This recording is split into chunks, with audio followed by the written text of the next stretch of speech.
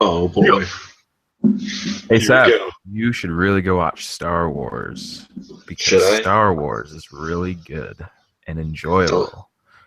don't spoil it. I'm Oh no, I wouldn't. I would never spoil it. I just want people to know that Star Wars is quite excellent, and I'm wearing a Star Wars T-shirt. I've got a Star Wars symbol tattooed on my body, and I was very excited slash nervous for yesterday. Like it was my most anticipated day of the year because I was like, man, this could either be like the best day or just like disappointing, most disappointing. And I gotta say, it's pretty fucking awesome. let's go. And I I'm mean, I don't think you're a big Star Wars fan, but even so, I think you would really enjoy it. I'm I not a think big Star Wars fan because I haven't seen all the Star Wars. that's okay. I recently started doing Machete Order. Okay, that's weird. That's Um interesting. Okay, so let, I just little bit finished of Empire Star Strikes Wars Back. talk before we get into the show.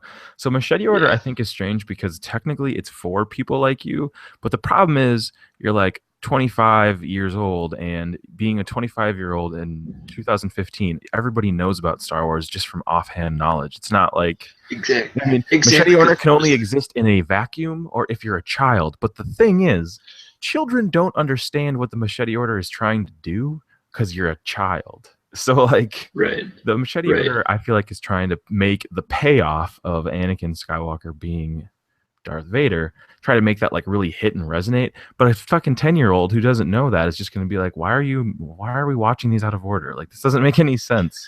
Right.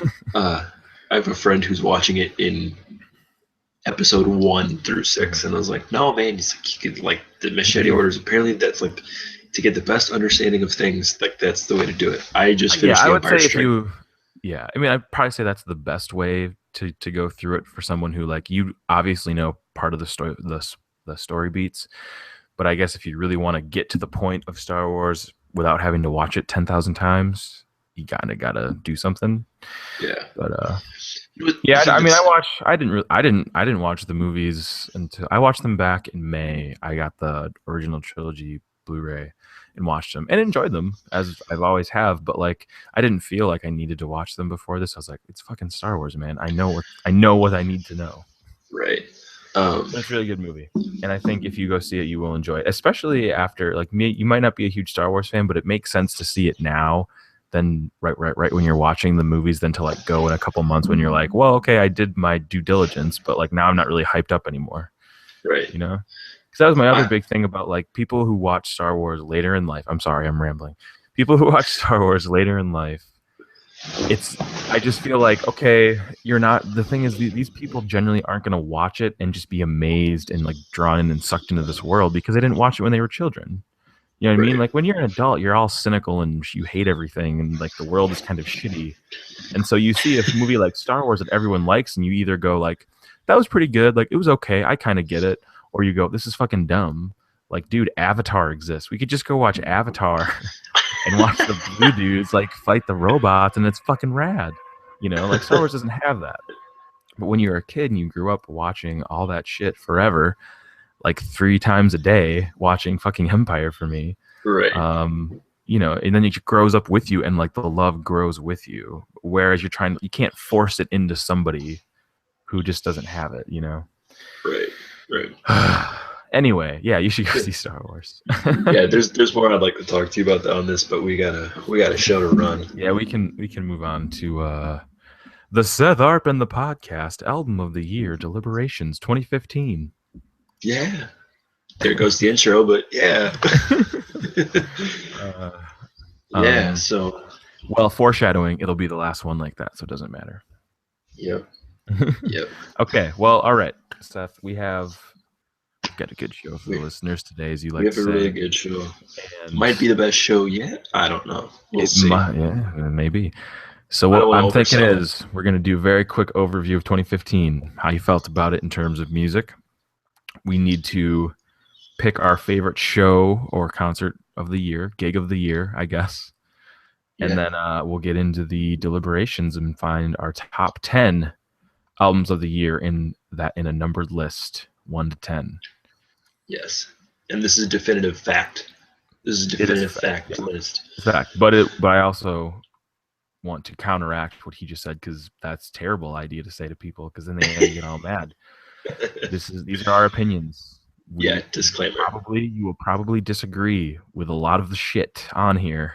And even I will disagree with a lot of the shit on here because, Seth, this isn't about picking the top 10 albums of the year. It's about picking our top 10 albums of the year as a collective. Yes. What can we agree on? It's not. That's really what it comes down to, is we're going to beat each other's favorite ones down until we get them all out. And then we just get the ones we agree on and we put those in order somehow. Yep, pretty much. Okay, but anyway, let's move into it. How'd you feel about 2015, Seth? We started this show in what, February? Around February, maybe March sometime is when we recorded the first episode, which is fucking, jeez, man. I didn't think it was going to last this long, to be honest.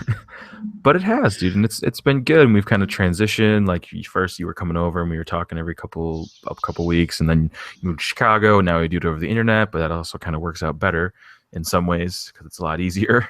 But like so we've seen each other grow over the year, you know, just this year. So what kind of things have, like, how have your music taste grown? Has it maybe more laser honed in on specific things? What exactly? I definitely say it's grown. Goddamn, there's so many things on my recently played on Spotify that I would never, like, if you would have told me probably like 2 or 3 years ago, because there was a time where I was like listening to like freshman year, I was listening to like some of this stuff, but it was kind of like just because it was there. Mm-hmm. And then it's like I became more cynical. And it was just in your periphery, and then it kind of go like, fuck all that shit. If you would have told me like a few years ago, it's like, yeah, you're gonna be jamming some EDM. You're gonna be listening to a lot of rap. You're gonna be listening to a lot of this. I would have been like, fuck off. No, it's not gonna happen. Nah, bro. No, I'm a purist. No. Yeah, I'm a purist. My taste has definitely grown significantly. Like I'm,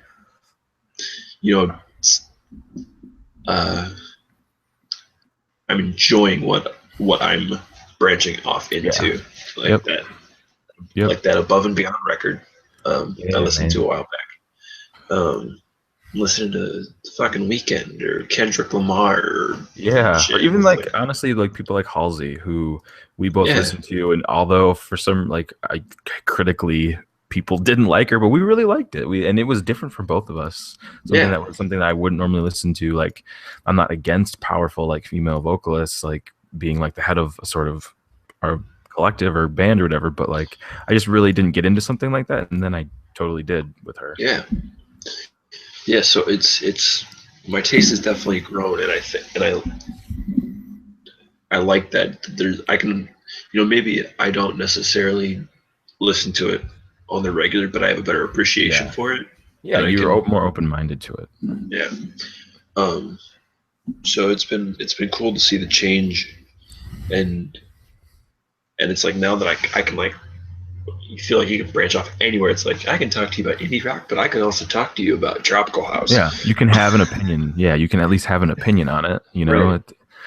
I would say, I don't want to say my taste didn't grow, but I think definitely 2015 was a year of sort of like honing in on stuff that I like, and sort of dropping to the wayside stuff that I listen to, like it a lot. You know what I mean? Mm-hmm. So, I mean, just looking, I recently looked at my Spotify year in review. Did you look at yours? I did. So like my top artist played was fucking Chris Brown. It's fucking Chris Brown. And that doesn't mean that like Chris Brown's my favorite artist. It just means that like this was just a year where I really decided to get into sort of the like rap and pop sort of side of me and just hone in on that kind of stuff. Sure. And that was what I enjoyed listening to more often. But I mean, as you would go down the list of other people you listen to a lot, there's definitely some variety there, but I can definitely see the stuff that I was like, all right, I really listened to this, but I really didn't listen to this. You know, I would say this year I didn't listen to that much country, and I didn't listen to that much sort of like indie rock stuff that I used to listen to like all the time a couple of years ago. I'm just not really listening to now, and I still like it. I think as you get older, you figure out what you like, and you kind of go like, well, I don't really want to listen to stuff I don't like just for the sake of saying that I listen to it or Right. because I used to listen to it, you know? Right. Yeah, I would say overall it was a good year though. I think a lot of good albums came out this year. I think a lot of good albums came out literally yesterday. Like I'm straight up seriously. I mean, I don't know how you feel about it, but like there are a couple albums that and like singles that dropped yesterday. That I was like, what the fuck? I had no idea this was even in the works. I And then it just came, and I was like, fuck yeah! I didn't Like I didn't get a chance to look at all the stuff that dropped yesterday. I just saw well, the okay, KGL thing and a all that. few. Yeah, I mean, we knew that was coming out, but like a few. Mark E. Bassey, who is sort of a he's been featured on like some G-Eazy tracks and some other stuff. He's kind of like a up and comer indie pop, hip hop. I don't know. I don't know what you'd call it really, but just like kind of like a featured artist that I always thought was really good. And then he like put something out and it's really good and I'm really happy with it. The Anjuna Beats Volume 12 came out yesterday. So Above and Beyond last year or this year, they did like every winter they put something out. So either it's a studio album or it's like some sort of like collection. And their Anjuna Beats volume is basically just taking everyone on the Anjuna Beats label who had like big singles and they sort of like do a big 2-hour mix of it. Right. And it's super, super good. Halsey put out some Spotify sessions. And she's pretty fucking good live. And Chris then, Brown dropped. Then Chris Brown, yeah, that Chris Brown album dropped. He had 2 albums dropped this year. It's fucking good. That guy is doing shit. And he had an album drop last year. Just getting on it. It's busy. And then of course yesterday the Force Awakens soundtrack was put up on Spotify too. Excellent. Yeah, 2015 was. It's interesting. You don't really ever notice it, but I feel like 2015 was like a noticeable year in where pop music was headed. I don't know, like everything had like there's now a certain sound that everything is transitioning to. Yes, and I think 2015 was like very, very definitive of that. I super duper agree because when pop music made that like change from sort of like punk and indie rock type stuff to more hip hop and dance like back in 2006, 7 or 8, like I mean I was old enough to understand it, but I just never really I couldn't sense it. And then you just kind of talk about it later on, but like now like 2015, like man, pop music is changing, like it's really changing. It's crazy. We're seeing it happen, like especially with artists like The Weeknd, like totally changing what super like number one hit is, you know? Yeah, everything feels like it has that kind of like dark. Yeah, darker, like even with like Adele. I mean, Adele sold a shit ton of albums on what was it, 23 or whatever? I don't remember. Anyway, or 21. But yeah, on 21. But then, you know, she comes back and with this song, and it's just like crazy, dark, moody, obviously beautifully sung song, and it's like, man, pop music is just crazy. Like this is what pop music is.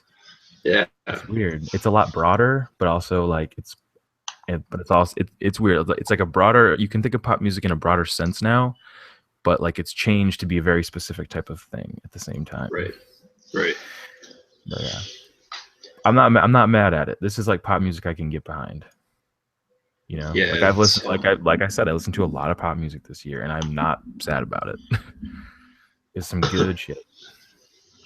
But yeah, all right. Well, let's move on. That was 2015. Quick overview. Now let's do. I didn't give much thought to this. I'm just gonna probably think of it right now. Let's do our favorite show of the year. So, Seth, in 2015, you went to quite a bit of shows just recently. Even I went to some, but some good ones.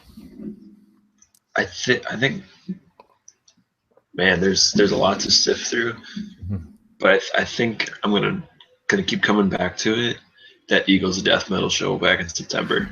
Oh man, you took mine. That was such a good show, wasn't it? It was. I mean, I've seen as many shows as I've seen this year, like that one's the one that really sticks out, just because it was so much fun.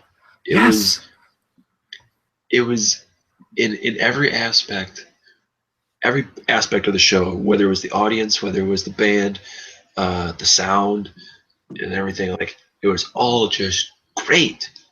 Um, it had such a great energy. It was like I agree. it was unparalleled to any other show I went to. I mean, I think that we're just going to make that Seth Arpin podcast concert of the year because it really was. It was for me. It was in a small venue, but a cool venue, one I've never been to before, but like always wanted to check out, and I ended up really liking it. I think like just and not only the energy you felt from the band, but even just like when they weren't playing, the sort of like how the front man's really funny, and the way he comes through up to the stage through the crowd, smoking a joint, just gets on stage and just like, hey, what's up? We are the fucking coolest dudes in this room, and now we're gonna rock your face off for 2 hours, and they totally fucking did. And my favorite, and it wouldn't be out of character for him to say that actually too. Yeah. And it was just so fucking excellent. And the best part about it for me, thinking about it as a whole, is I love the Eagles of Death Metal, but I don't know all their songs. And they played a lot of songs that I didn't know at all. Didn't know the words, didn't know what sometimes you can even make out the words. You just fucking, it didn't, because just the guitars are so loud and the voice is there, but it's just kind of like in the background somehow. Yeah. But it was just so much fun, and it didn't matter. You didn't have to be there singing the words. You could just like fucking bounce around and just drinking, and it's just it was so great. Right. There's so many good moments, especially when the band left. I'm gonna talk quickly about when the band left, and then it was just him on stage. What is his name? I feel Jesse Hughes. Jesse Hughes. Jesse Hughes is on stage with an electric guitar, not an acoustic guitar, electric guitar, and just plays by himself with an electric guitar.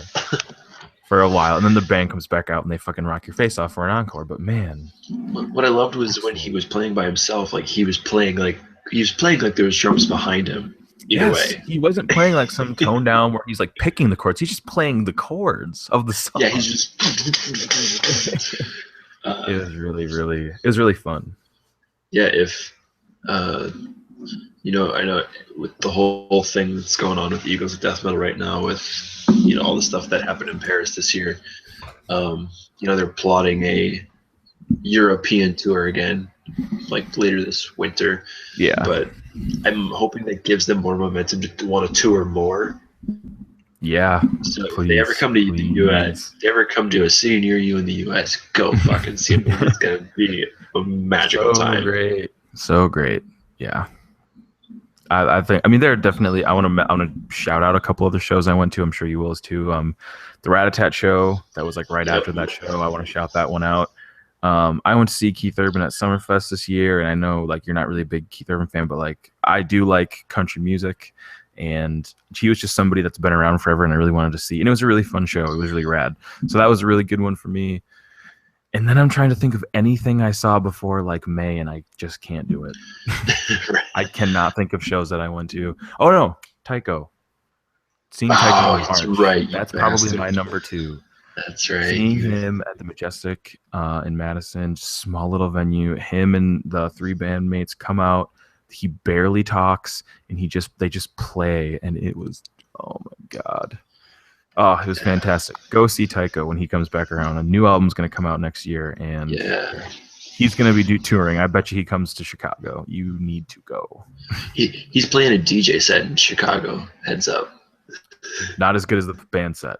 Don't go to the DJ set. Go wait for a band set. I mean, okay, if you can afford to do both, do both. But I'm telling you that with the band there, especially that drummer who is just excellent. He's such a good, fun drummer, and just really brings those songs to life in a way that if they didn't have him, it would just be kind of this like long drone ambient stuff, which is still good. And like, that's kind of Tycho's older stuff. But like, honestly, the addition of those drums just makes those songs so upbeat and light. And man, Tycho's really good. That was a really good concert.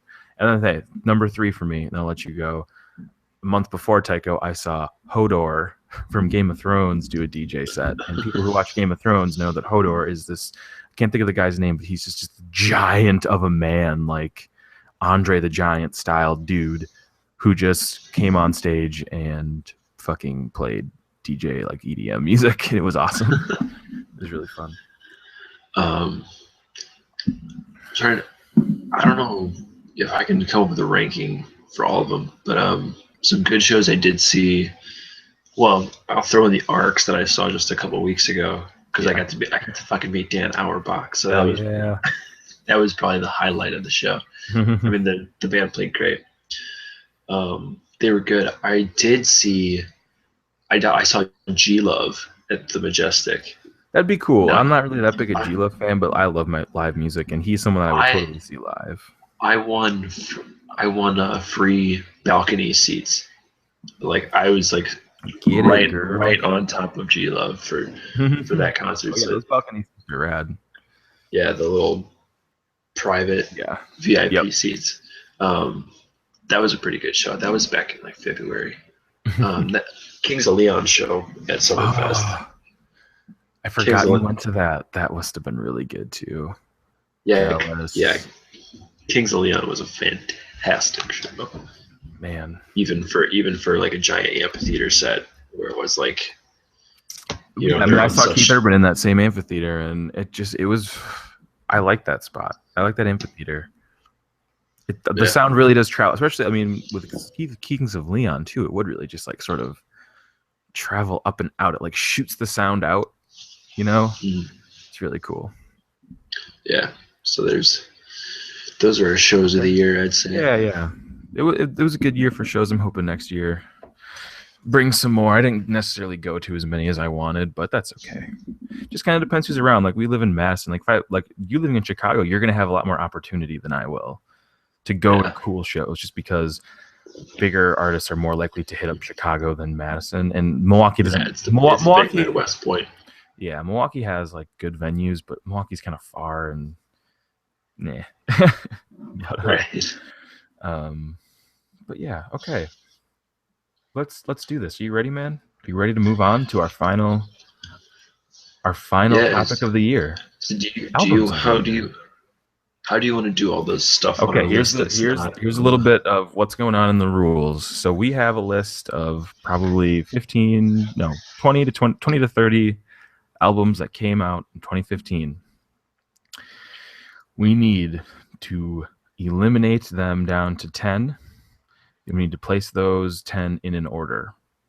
Yes. 1 to 10. Or 10 to 1. Whatever we want to do. It's probably going to be easier going from the bottom or the top to the bottom. And so this is not we fight to get our favorite one on, even though we will do a little bit of that because we're also going to be doing personal lists. So honestly, I think personal lists is where we're going to get to just put up our favorites that we just really liked. But this list is going to be more as a collective of two people. What albums do we think were important and also good? It's going to be like trying to find the balance between, was it an important, good, big album, or was it just a really fucking good album? You know what I mean? Yeah. So I have the Google Doc up with all of the bands we have, and then I have a new one up that's going to have our year final list. All right. So we'll go down the list of the considerations for albums of the year. You're doing all the bold ones then, correct? I'm doing all of them. We're gonna do all of them. I'm gonna say all of them. Oh, we're gonna argue all of those? I only bold the ones I wanted you to have an opinion on. There are ones I didn't bold that are definitely gonna go on that list. Oh shit. Okay. Oh, don't worry. Okay. Considerations. Above and Beyond. We're All We Need. Yours Dreamily by the Arcs. Dodge and Burn by the Dead Weather. Pieces of the Mission, Major Lazer. Wild Heart by Miguel. Badlands by Halsey. Wilder Mind, Mumford & Sons. Caracol, Disclosure. Fetty Wap. John Benjamin, Jazz Daredevil. Justin Bieber, Purpose. I'm like going back and forth between saying the album or the artist first. I'm going to uniformly do this. I'm sorry. Album first. If I Should Go Before You, City in Color. Magnifique, Rat-a-Tat. Communion, Years and Years. Beauty Behind the Madness, The Weeknd. Currents, Tame Impala. Mr. Asylum, Highly Suspect. Sound and Color, Alabama Shakes. The Great Pretenders, Mini Mansions. Believe, I'm Going Down, Kurt Vile. Thunder Bitch. When It's Dark Out, G-Eazy. Traveler, Chris Stapleton. Undertow, Drench, Dead Roses, Black Bear, Untamed, Cam, Into Pimp a Butterfly by Kendrick Lamar. So those are all the considerations. All the ones we have. Yes. That's the list we have to break down to 10. So, how do you want to start? Oh man. I think we should probably cut first, right? Let's cut. Let's cut some So stuff first. we'll start. You can start, and I want you to tell me what you think can be cut from this list. Well, I'll cut down some of the stuff that I put on just so that makes. Yeah, okay. Probably know. That's actually better. Let's cut some of the stuff that we really don't think will go on will make it, but we want to give a quick hey, we put it on the list. We put it on the list for a reason. Yeah. So you can go first. I'd probably eliminate The Great Pretenders by Mini Mansions. It was a really, I will say, Mini Mansions is kind of like it's kind of where Tame Impala is now. Okay. In like that kind of psychedelic pop. Mm-hmm. It was a really good album. There's a few good tracks on there that I think it's definitely worth a listen. But I think it was more when you put it up against some of the other stuff on this list. There's just so many other albums that would whoop its ass. Yeah, I agree. I agree with that. But no matter what, all these ones that we do cut out, people should definitely still take the time to listen to. Yeah, they're on our considerations for a reason. We wanted to at least give them a quick shout out, if anything. So I will go now, and I'm gonna cut Magnifique by Rat-a-tat. All right. I think I put it on there just because I was really super excited that a new Rat-a-tat album came out this year, and it was good, but it didn't blow me away. It was kind of just more, which isn't bad. A little toned down for me, a little kind of like, this is good, and there are a lot of songs that are super Rat-a-tat, but they're kind of more like low key. None of them were like super loud, crazy. Right. So I don't know. It was a good album though, but it's not going to be on the top 10 list. So cutting it. All right. I'd cut out Thunder Bitch. I kind of listened to Thunder Bitch. What? Why did this go on the list? So Thunder Bitch is a side project of the lead singer of Alabama Shakes. Okay. And I agree with them. They are going to stay on the list. Yes. And so I actually put this on the list while I was listening to. I listened to Sound and Color, and I also listened to this. But I think Thunder Bitch is just one of those it's not album of the year, but it's a great album. It's just it's just Brittany Howard just jamming out, just doing some good old fashioned rock and roll. Okay. All right, we'll go listen to Thunder Bitch if you feel like it, but it's getting cut. Yeah, it's cut. Fucking cut. Okay. I'm gonna cut Wild Heart by Miguel. I think Miguel is he's like a sort of Weeknd understudy where Miguel could be really huge if the Weeknd didn't exist, because they kind of exist in the same type of space. They're these really good, moody, good voices with a lot of range. They're featured on a lot of good tracks, but Wild Heart was kind of one of Miguel's big release this year, and he's a really good singer. He's got really fucking great tracks on it, specifically Simple Things and Coffee. Go listen to those. But I definitely think it can get cut. Yeah. Cutting it. Then I would probably cut Undertow by Drench. Drench is I didn't get a chance to listen to that. They're I don't know if they're British or not. I feel like they are British. They might be. I don't know. British people kind of went off on them. Yeah, these guys are the shit, mate. Indie rock outfit, a pretty average indie rock outfit. But this album. Well, this is an average album of the year, Seth. Exactly. Albums of the year. It's got to be good shit. This album was full of more. It was indie rock, but if you had Nirvana cover it. Huh. I mean, it's just like it's much more aggressive, like What? kind of like it's Okay. um, I don't know, like there's just like it's just like full of like pissed off teenage angst, and uh, I mean, some of the songs are really good on it, but it's We're not gonna album. fucking cut it. It is not top material. Cut. Okay, we're making good progress. Making good progress. We're gonna get down to. We're gonna. I think another couple rounds, and it's gonna start getting dirty. But the next one I want to cut is Untamed by Cam. I didn't even bother to have you try and listen to it because I don't think you would have liked it. It's Cam is a country singer. I'm not sure where she's from, but I actually first was exposed to her. I went to a Storytellers Jam in early October, and that's what there's a country radio station in Madison that puts on a Storytellers Jam where they get big artists to come to like a hotel convention center, and they just like put all of them, they put like 5 of them up on stage with acoustic guitars, and they just kind of go down a line singing songs that they either wrote or perform, and they kind of give like talk about where the song came from and you know how they came up with it, and they kind of like chat with each other. It's just really cool experience. But I saw her there and her voice blew me away. She's kind of like whatever the lead singer of the Dixie Chicks. I can't think. You know who the Oh Dixie Chicks are though. Like yep, it was kind of like that kind of like wow voice. You're like, oh shit, that's a fucking good ass voice, but better because this chick isn't in the Dixie Chicks, so she's good. Yeah. So that one, her album came out last Friday, and I like it. Obviously, I didn't listen to as much country this year, especially in the winter. It's hard to put a country album out because it's like it's winter, man. Country's for the right. summer, you know. Yeah, But it's definitely good if you're into country. I would definitely recommend checking her out.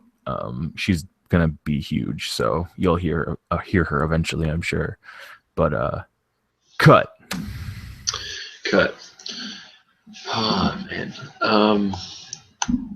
Yeah, So now it's all like my shit left, so you're gonna have to start trying to cut the shit I put on there. Well, I'm just yeah, cutting the stuff that we put on. um, yeah, I was gonna say Zach has more of the albums on this list than I do. All right, so I will ask you, how would you feel about cutting the Mumford album? Absolutely, we should cut the Mumford album. It is not one of the top 10 albums of the year, but I it is a mean, very good album, and it is a very big change for Mumford and Sons. yeah, I was gonna say it's finally. I mean, they ditched the whole banjo four to Banjo the floor pop. thing They before, ditched it, man. They got rid of it. They're like, we are banjo pop rock music. and now it's Now it's much like we are more. a legit band. Now, you know, like I I really remember, like that change. yeah, because I was reading all the anticipation up leading up to it, and they were saying like that they were getting really um, inspired by Led Zeppelin. Like they try to channel Led Zeppelin on this record. Um, I mean, yeah, I really liked some of the singles that came off of it, but it's not top 10. No, like yeah, like I said, I think the singles really helped. Like what the fuck is the name of it? Believe, the big single that came Yeah, off of that really showcased their change in sound, man. Like they didn't even try and choose a very pop song like structure, like or like a classic song structure, you know, like they would on their older albums where it's like, you know, intro, verse, chorus, bridge, chorus, end, or you know what I mean? Like right, they didn't do that. right. They picked a song that was it had like 2 modes. It had the soft beginning and then they just explode into something at the end, and they were like, this is who we are now. And I think that is really cool, but we cannot give it more love than that because it's getting cut. Right. You got any more? Yeah, it's my turn. So I'm guessing you didn't take a listen to John Benjamin Jazz Daredevil. Did you I did even? not. That's fine. I did It was not get kind to of it. a goof that I put on there because it came out a couple weeks ago, and I heard it and instantly put it on the list just because of what it is. So, are you familiar with the show Archer? I am familiar with the show You know Archer. the guy who voices Archer, John Benjamin. Yep. You know that voice, right? Yep. So that guy, he's also in Bob's Burgers. If people didn't know, he's Bob. That guy went out to create a jazz album, but he does not know how to play jazz piano or piano in general. And that is the entire hook of the album. there's a video out there of him like sort of making it. So it's John Benjamin who doesn't know how to play piano at all, let alone jazz piano, and like amazing jazz musicians, and they made an album. I'm not fucking kidding you. It is That's insane. amazing. The intro track is sort of a dialogue between John Benjamin and the devil, and the devil is voiced by Aziz Ansari. Do you know who that is? Yep. So Yep. so John Benjamin is trying to sell his soul to the devil to be able to play jazz piano, and the devil just makes fun of him and says like, "You can't do that. What the fuck do you think I do? Like I can't." And like John Benjamin sort of tells the devil he wants to make this album having no classical training in piano or jazz piano, and the devil's like, "What the fuck? What are you talking about?" That's insane. And it's really funny, and then it's just like it's amazing because I feel like if you set this down, it's one of those like weird. It's like really good jazz music, and then like the piano comes in, and it's just really funny because it's just kind of like out of place. He tries, and it's really funny when you understand the concept of it. Because like the saxophone player and like the drum and like bass players are just fucking phenomenal. It's actually really good. But then it's just got this funny like overlaid piano that's comes in at the wrong time, plays the wrong notes. It's fantastic, but it can get cut. I just wanted to shout it out.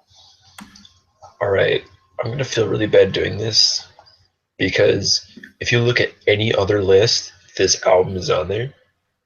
Granted, I don't think it's ever top 10, but I think I will eliminate that Kurt Vile album.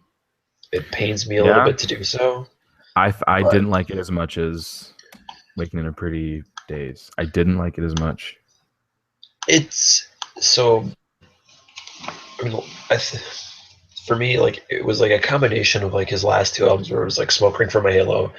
Yeah. It was like it had the production, like the same production quality as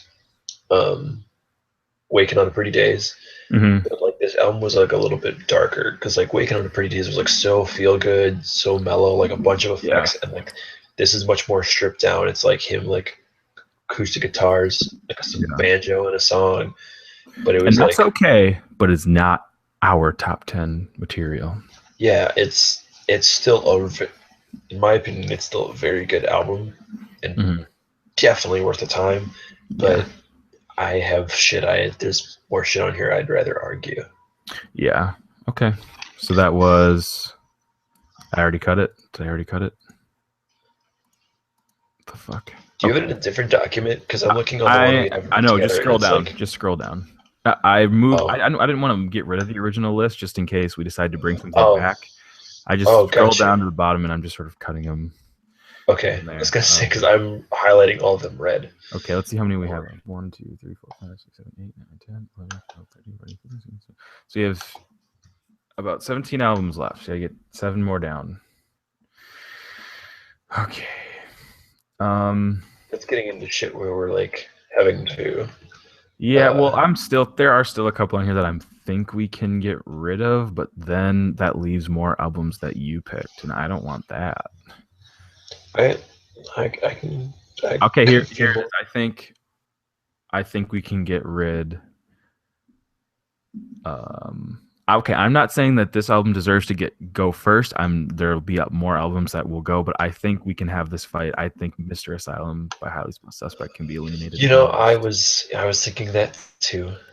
I have nothing against that band. It is a great debut album from them, but for me, it kind of comes off as just. I don't know. It all sounded kind of samey. Like I listened to Lydia, which is that like big single and super good, interesting. Debut song, but the rest of it kind of is just like, okay, it's just like an album of that. It didn't go places for me. Right. It's very single-minded. Yes, it doesn't show a lot of range, and it's not that what they do is bad, but I don't want 13 songs of the same thing. If I'm not super into the one thing, like if I was like incredibly into Lydia and was like one of my favorite songs of the year, then I'd probably like that album a lot more because it was just more of something like that. But because I like that one thing, I kind of wanted to see what else they could do, and they just didn't really show me much range. So I think we can cut it. I mean, there's definitely albums on here that are gonna go that probably could have went first, but I think that was one I kind of wanted to get out of the way. Yeah, that's not a bad cut. Okay. Um, I really like Highly Suspect. Like that's I think it was kind of like the same feeling I had about Royal Blood because like Royal Blood like had a debut album where a lot of that stuff was like pretty much the same, but Okay, like but here's the difference. With that album, I'm actually really happy with it because, like I was just saying, the first song I heard, Out of the Black, I fucking love that song. And so to have it, like, was it like, it's not that big of an album, like 8 or 9 songs that are all very similar to that, but I was pumped by it because I was super into it. But with yeah, Highly Suspect, it was just kind of, it felt kind of samey and I wasn't super into what they were doing. It felt generic to me. yeah, Um, but like we're Out of the Black is like, or Royal Blood is like different, and I wanted more of that. right. So if this is whatever year that came out, that would be on the fucking list. That might be my 2015, 2014 album of the year. 2015, 2014 album of the year. Yeah. Real Yeah. good. All right, so it's my turn again. Yep. Uh,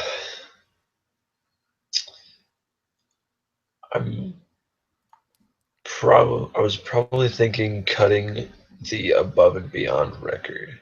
Not a We're all we fucking need. chance. Not a No, fucking chance in hell. That no, album is going on the list. I'm gonna fight for that album to be in spots 1 to 5. really. Yes, we will save that for later. I will trade that with the Major Lazer album. That can go.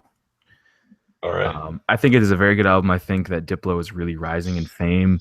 He's one of the people who's a part of Major Lazer. I think they had a really great, like they had put out really good stuff. Like I think some of the stuff on that album is really good, and it is very varied and different.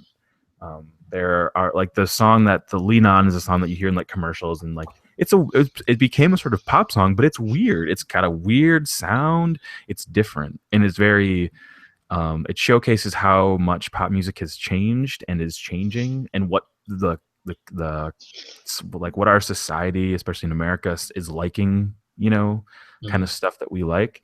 And now I'm changed my mind. I don't know if we can cut it.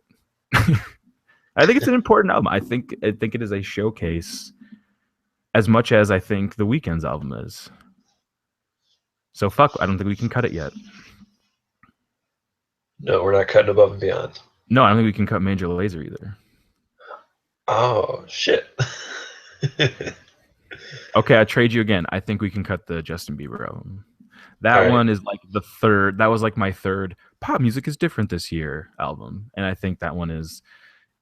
I think that Yeah. album is better than I think it had any right to be for a Justin Bieber album, especially like just because I don't really like that dude that much as a person, and so that kind of biases me. I put it on the list though because I want to be like, okay, well, yeah, I don't really like the guy, but I appreciate what he's doing and that he's changing. But I appreciate Yeah, what he's Major Lazer do and The Weeknd does way more. So I say we cut right. that. We'll cut that, and it was your decision. All right. Yeah, it was my decision. Oh man. Okay, I cut. You can pick another one. I cut that one myself. Oh man. We're getting down there, baby. I know, right? 16 left. We need to cut 6 more. 66. And we still have the original list. So if you want to look at that original list and go like, wait a minute, or if you think of anything new, and we also have our honorable mentions above. If you want to, Yeah, if you think any of those, I'm surprised you put you moved the Foles album there, but yeah, I put Foles as an honorable mention. I mean, the more I was looking personal at list. it, I think that's how I looked at it. Like yeah, we have a personal that's list. a personal list. Yeah, It's like okay. Real quick and, segue before we keep going is we have an honorable mention spot where I just kind of put down some albums that I thought were like really good, but definitely I didn't really want to talk about that much. So the ones I put on there were the Fan of a Fan album by Chris Brown and Tyga. That's just because I listened to a shit ton of it. Like it's not even. I don't think it deserves to go on any list. I just listened to it a shit ton because I found it yeah, catchy and good. I might move the Pell album down though, because he is like he reminds me of Kid Cudi in like 2008 or whenever that album got huge. oh, Maybe it the was Pursuit of 2010. Happiness, that when Pursuit Yeah, of what Happiness dropped. Man on the Moon, whenever that album Yeah, was. Like, man, this guy is he doesn't sound like Kid Cudi, but he just like he has the energy and he's weird enough but good enough that I think he could break out, but I'm gonna leave it in honorable mention. And then I put the Ryan Adams cover album of 1989. I really liked it. A lot of people didn't like it, which is okay, but Yeah, I wasn't. I listened to it a few more times and it grew on me a little more, but I still wasn't like completely sold of like this is, you know. Um, I'll throw out my honorable mentions right now. I had this record dropped way back in January. yeah. Moonlight by Hani El Khatib. Hani El Khatib is like he's an understudy of Dan Auerbach. When you Okay. actually hear him sing, he sounds like Dan Auerbach. Um, but Dan's also produced like a couple of his albums. I think he might have produced this one. I know he produced his debut album with like, um, but it was just like a really solid. I don't know. It's Hani El Khatib is like Dan Auerbach's weird stuff, but like weirder Yeah. Okay. is the best way to put it. Um, and then What Went Down by Fools, which is a really solid album. It reminded me a little bit of their previous album. Hmm. Um, well, the first half of that album, but I don't think the album overall was like strong enough to. It wasn't strong enough to be up in these other ones that we have. Okay. And then The Story of Sonny Boy Slim by Gary Clark Jr., which was a really good album. I was really close to arguing it on here, but there's It just was some on it other good. originally, Yes. as was Foles. Um, because this is an album. So this is Gary Clark's sophomore album. And it's a little more honed in genre wise. Like, and then there's still a little bit of disconnect because like Gary Clark's first album like had like everything from like old like really old stomping blues, and then you had like kind of like this hip hop element to it with like bright lights and but he also had like some soul stuff on it. Um, but this is a little more honed in. Like this is like he started to like really focus on like blues with a little bit of a hip hop edge, like soul, hip hop, R&B edge. Hmm. Um, but that it was a solid album. I if there wasn't so much other good stuff on this other list, I Yeah. would Not be arguing solid it right now. enough. Yeah. Okay. I think when it, yeah, okay. Sorry, a little tangent on honorable mentions. We'll get back. We're back to the cutting stage. But yeah. All right. My turn.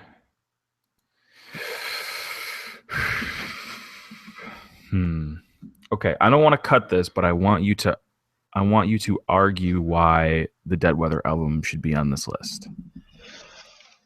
I want to hear you argue and tell me why you think it should be on the list.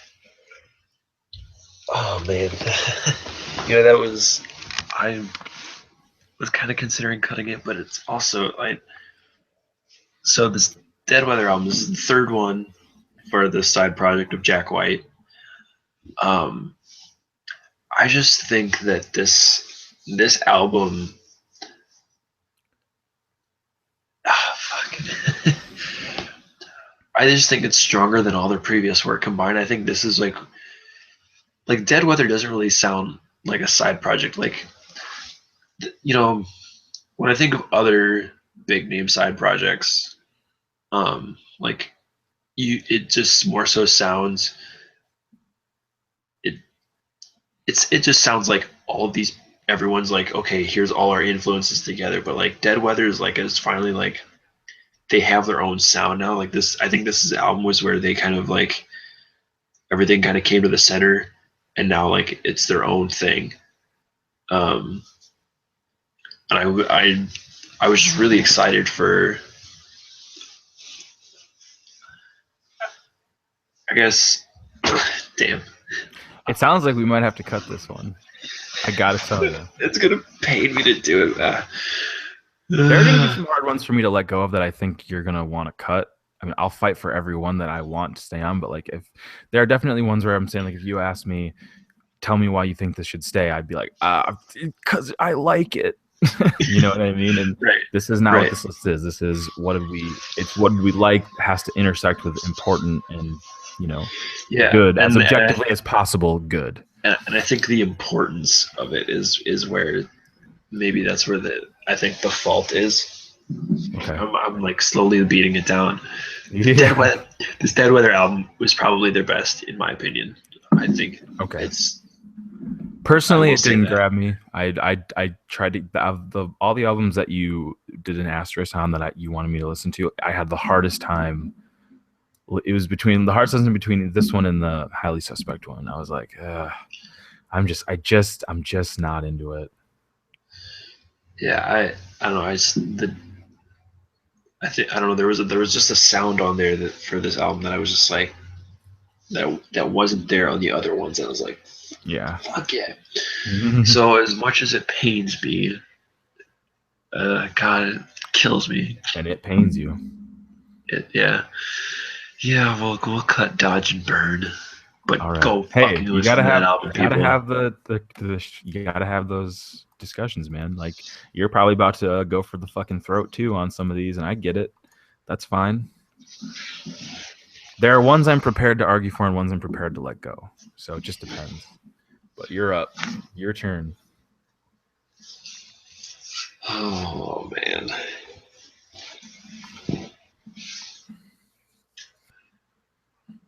Man, there's a lot on here that I can't. We're at what, 15 now? It's only 5 more. I mean, it's gonna be rough. It's gonna be rough getting down to those 5. Yeah.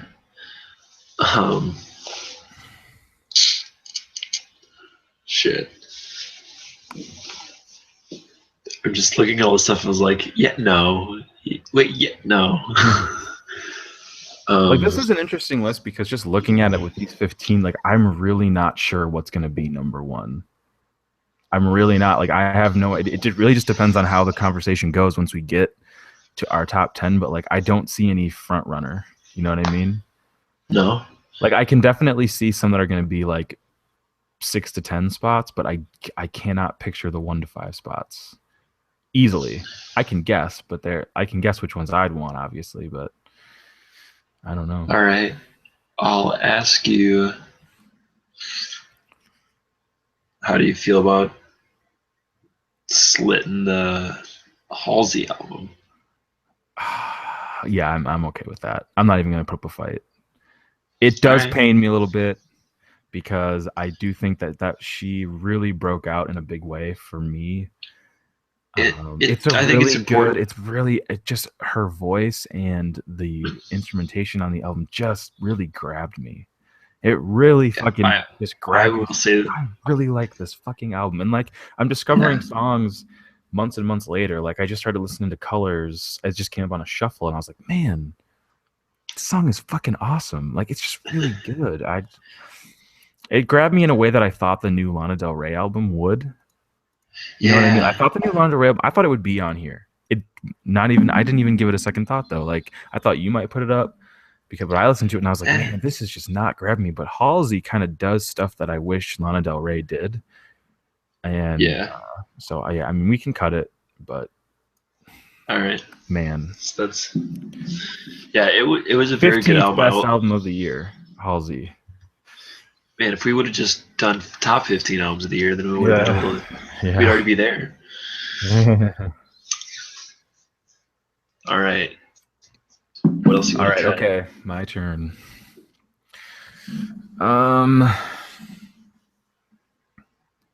Yeah, I gotta say a lot of these are mine, so I need to start getting rid of the ones that I. We can cut Years and Years, Communion from Years and Years. Did you listen to that at all? I listened to a track or two. What did you think of it? What did you think of it? I don't know. It didn't grab me. Okay. It is a niche. It is a very niche sort of group, I think. And I really the thing is I honestly just wanted to put their EP that came out before the full length came out, because the full length I didn't like that much. Like the songs that were on the EP, Desire, King, and I think Real, And then there's one other one. I think they were really fucking good, and I just really like that guy's voice. He's such like, first of all, like he's a homosexual British guy, and he just has this beautiful like voice, and it's matched with like sort of like tropical house type of like stuff, with like steel drums on some stuff, and but it's like dancey, and it was just I really grabbed me because I kind of got into sort of like British dance music back in either in the spring sometime. And he was one of the first, like Desire was one of the first songs that I heard, and it just sucked me right in, and I loved it so much. But then as the year kind of progressed, and the full length came out, I just wasn't, the rest of that album didn't really grab me except for those couple songs I'd already heard. So I'm okay cutting it, but it's really good. It's cut. It's cut. Man. So I see how many I have on here. I think I have 4 left on our list. So we have 13 left then. So 3, 4, 5. Yeah, 13 left. Okay, 3 more. We can do it. All right. What are you thinking? Okay, well, let's start. Actually, let's do a little bit of this. What albums on here did you not give a lot of attention to? Like, I know we kind of starred some albums we wanted the other to listen to, and we tried to, but obviously we did that on like Wednesday, so like there really wasn't that much time. Yeah, we're both busy, so like, which ones on here can you not really have an opinion on? The G-Eazy and the Black Bear. Man, I'm gonna fucking argue for Black Bear. We can cut G-Eazy, because I was gonna say, like, I really like G-Eazy. I think he's very contentious. Like, some people really like him, like me, and then some people think that he's just terrible, and that's fine. I just really happen to like his sort of. It's not that he sounds similar to Atmosphere. It's not that, but he just does this similar type of like dark and gritty rap. Like, it's really personal, in the way in a way that Atmosphere is, and that's what draws me to G-Eazy. It's not like they sound similar in any way. Like, their voices are completely different type of like music, but they really, the type of stuff they talk about in the songs really gets me, and it's like emotional and raw instead of just, let's get fucked up. Like, one of the lead singles off of G-Eazy's album is called Me, Myself, Not, and he's talking about not wanting to just get fucked up all the time, and getting tired of every night's a party. Like, it's interesting, but yes, it can definitely be cut, but it is the 11th best album of the year. 12th best album. No, it is the fucking 11th. I'm calling it. Honestly, everything after 10 is the 11th best album of the year. It doesn't matter. All right. So what do we got? Oh man. Okay. This list looks pretty good, though. I do gotta say. It does. This is honestly, I think this is the argument that we're gonna have either. Okay, wait. We've got 12 left, right? Yeah. I think that we're gonna have to argue between either Fetty Wap or Tame Impala comes off, or they both come off. Because I will argue for Fetty Wap to go on here, because that guy's fucking crazy awesome, and he's also very contentious, and that's kind of why I want him to be on it. But at the same time, I think the Tame Impala album is really good, but I don't think it is top 10. I think I'm ready to argue that one too. So tell me why you think that Currents needs to stay on. Tame Impala. Well, there's several reasons I like this album. Okay, I'm gonna get coffee, but I have headphones so I can hear you. Keep talking. Okay. So, for me, Tame Impala, this is a big shift, because Tame Impala was originally a psychedelic rock.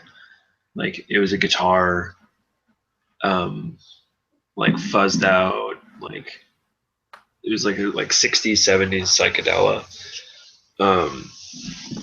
And this album, they totally dropped that, and they're like, no, we're gonna fucking do psychedelic synth pop, I wouldn't say they totally dropped it. Well, I no, would yeah, say not they totally dropped it. changed. I say they evolved and included a lot more of it. I think there's still a lot of that in there.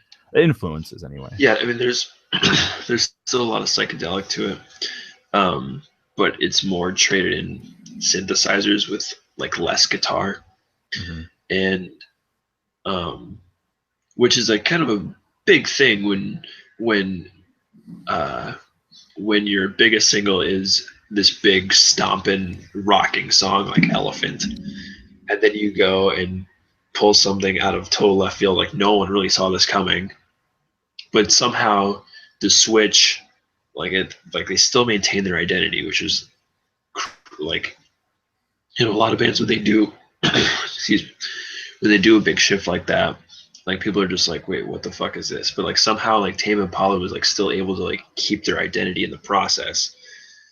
Um, and uh, I think there's just a lot of songs on here that are like just massive. Like you have like "Cause I'm a Man," or and then they have the balls to do "Let It Happen," which is this fucking tripped out 8-minute song, and um, I think just like from a production standpoint, it's fucking ridiculous. Because "Let It Happen" is just like probably like one of like that's the most intricately produced song on the album. Um, and it's I think just uh, from a standpoint to make that kind of evolution in your band, but still like somehow like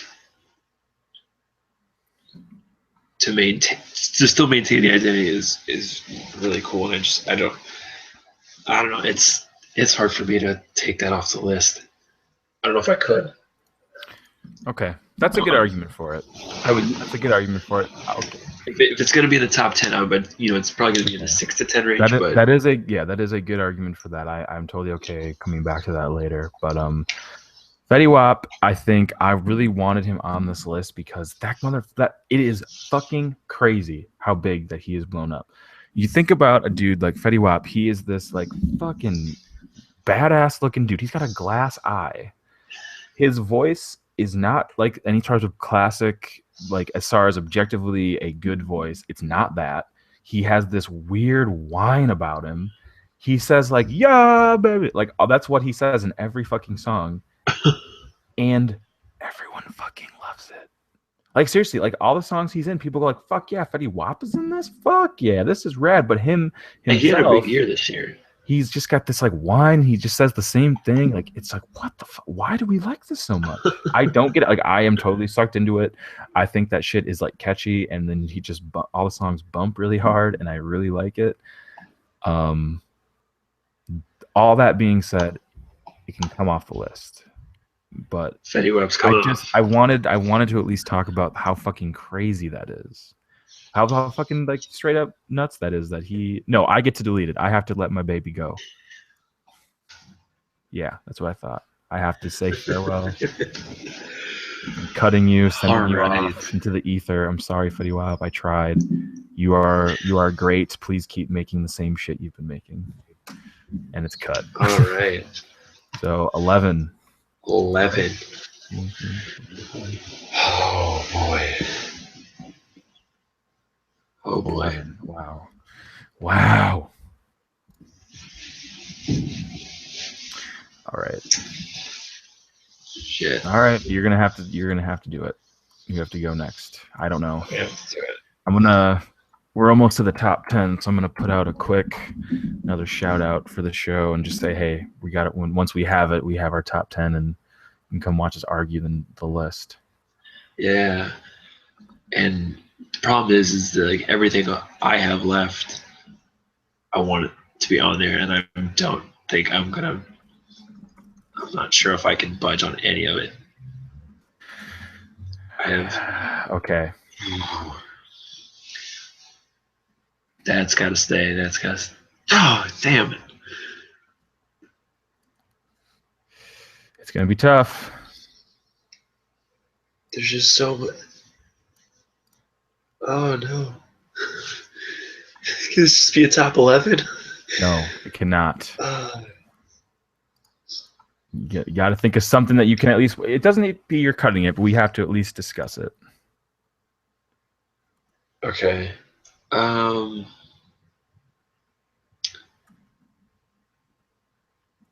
maybe. Do you want? Let's talk about this Disclosure album. Oh, you're fucking crazy. That's going on the list. That's a 1 to 5 spot. That's a 1 to 5 spot. That's a All 1 to right. 5 spot for me. I think what we should really be talking about.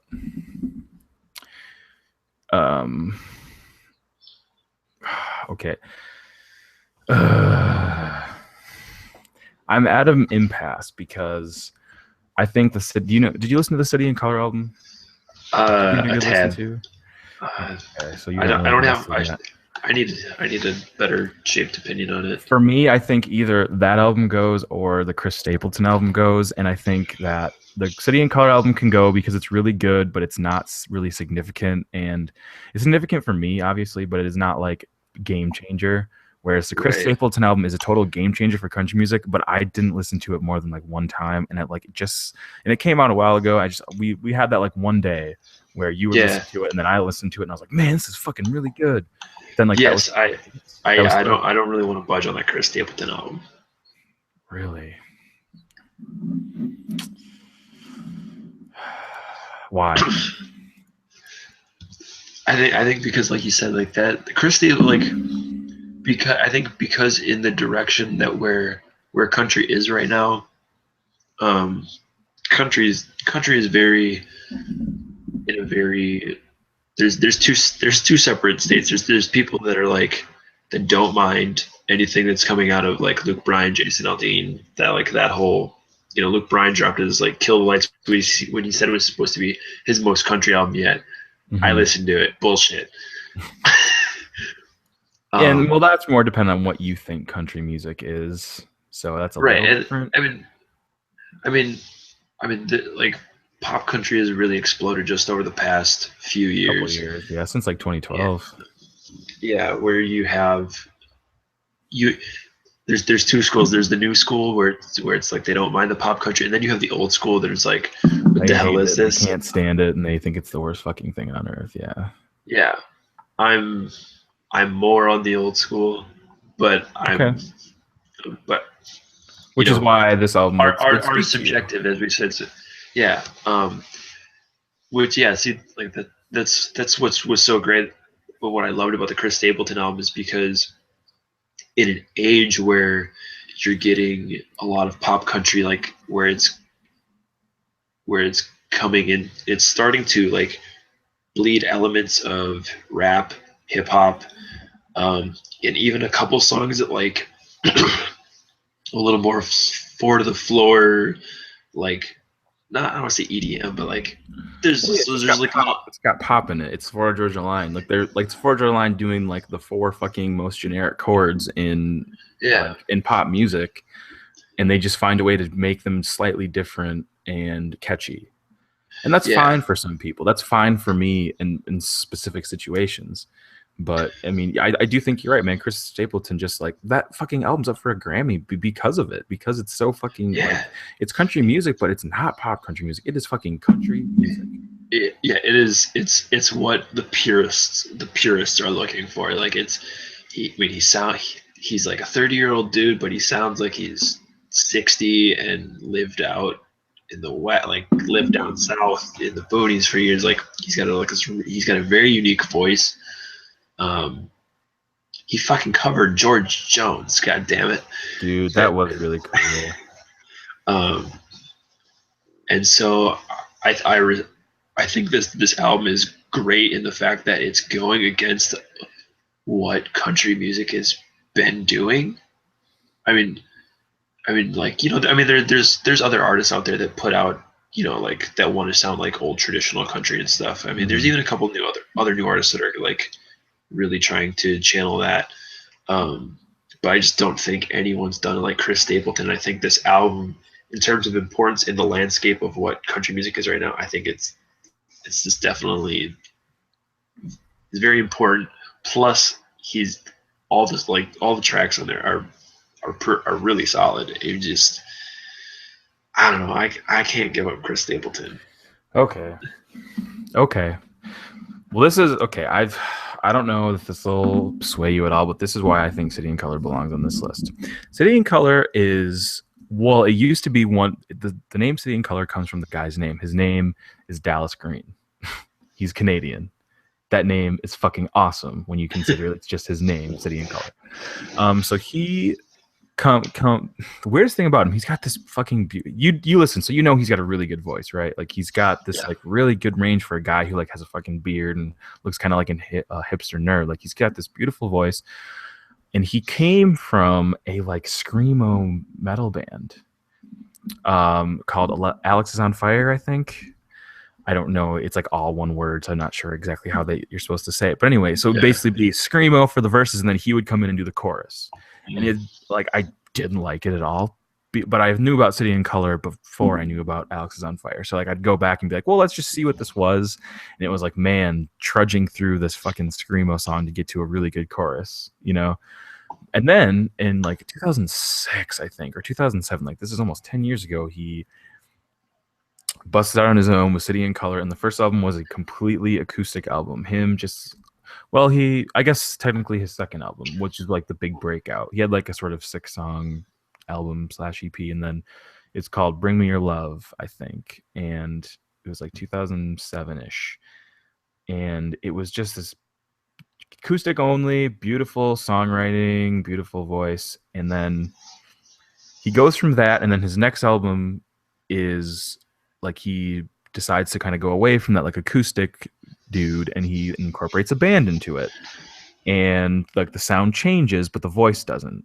And it was interesting to me because the voice is still the same, like the lyrics and the songwriting themes are still the same, but the sound changes in just like an expansive way. But of course there are always some acoustic ballads or whatever, you know. And then his third album, I believe, came out a couple of years ago, and that was just like a little bit more. Didn't really think it was that great, just because it was more samey. And then this one that just came out, it's just like it sort of feels like a culmination. You know, it feels like the completed version of a vision that he probably had back in 2005 or 6 when he's like, I'm gonna make this album, but like one day I want to be this. And now he's not even I don't even think people associate him with, oh, that's the dude from that screamo band. It's City and Color, man. He's been around for almost 10 years doing his own thing, and he's established himself. And it just felt like this really good culmination, along with being a really good album and sort of bringing me back to make me want to listen to his older stuff and see the journey. Because the newer stuff, it's like, it's some of the best songwriting. Some of the songs are fucking just brilliant. The mood of the album is really good. There's really good like upbeat spots mixed with sort of like down tempo spots, you know. I just really, oh man, it just really grabbed me, and I feel like I want to at least argue that and see if that changes your mind at all. And I'm okay keeping Chris Stapleton on. He can definitely be in the top 10, and I can probably think of something that we can cut. But man, that City and Color album is really good. Yeah, I think if you listen to it more, you would end up liking it more. I don't think you would be like your favorite, but I think if you listen to it more, you'd understand why I feel how I feel about it. But I think I'm way more willing to let go of Major Lazer than City and Color. You'd want to let go of Major Lazer? I can let go of Major Lazer just because of Black Bear and The Weeknd being on this list, and Major Lazer sort of doing not like something similar musically, but something similar in that they're changing the landscape of pop music. Sure. I think that needs to be represented on this list, and I feel like The Weeknd and Black Bear does it better. Or at least for me. And this is our top 10 list. It's not the generic public, you know? Right. Yeah. If you're cool with that. Yeah, I'm gonna cut it. All right. Top fucking 10. Here we go. Right. I will do this next part. I have another Google Doc open that just has like numbered. I'm gonna just transfer this shit over. All right. So just album of the year, final list. So we've got those 10 records. And I'll just make a number. Man, we did it. Took a little bit longer than I thought it would. That was hard. That was very hard. That was fucking difficult. I'm happy with the list though. I think when it was like 15 to 17, I was like, man, what the fuck is this list going to be? But now that I see it, I'm like, this is pretty good and representative of us. Yeah. I think. Yeah. Okay. All right. Okay, so as it stands, considering the top 10 albums of the year, we have We're All We Need, Above and Beyond, Yours Dreamily, The Arcs, Caracal, Disclosure, If I Should Go Before You, City and Color, Beauty Behind the Madness, The Weeknd, Currents, Tame Impala, Sound and Color, Alabama Shakes, Traveler, Chris Stapleton, Dead Roses, Black Bear, and To Pimp a Butterfly, Kendrick Lamar. I think I don't know about arguing position, but I think that the public deserves to know why To Pimp a Butterfly made this list, because if anyone has we can the show have recently, here's the thing, we can have this discussion, but you're about to hear me discuss why that album might be the number one album of the year. that's fine. If it makes number one, I'm okay with that. I just think we should save that, but because I don't think you're going to put up much of a fight, but I think we should wait until we get closer to have like our top 3 spots and trying to decide between those, and then I will argue it, because yes, it is going to be a long discussion of holy shit, I took a 180, not fucking I kind of like it now, a fucking complete 180. This is the best shit ever sort of turn on that album that made me go from when we first started talking about this a week or two ago, saying it's not going to be even on a consideration list, to it might be the number one album of the year.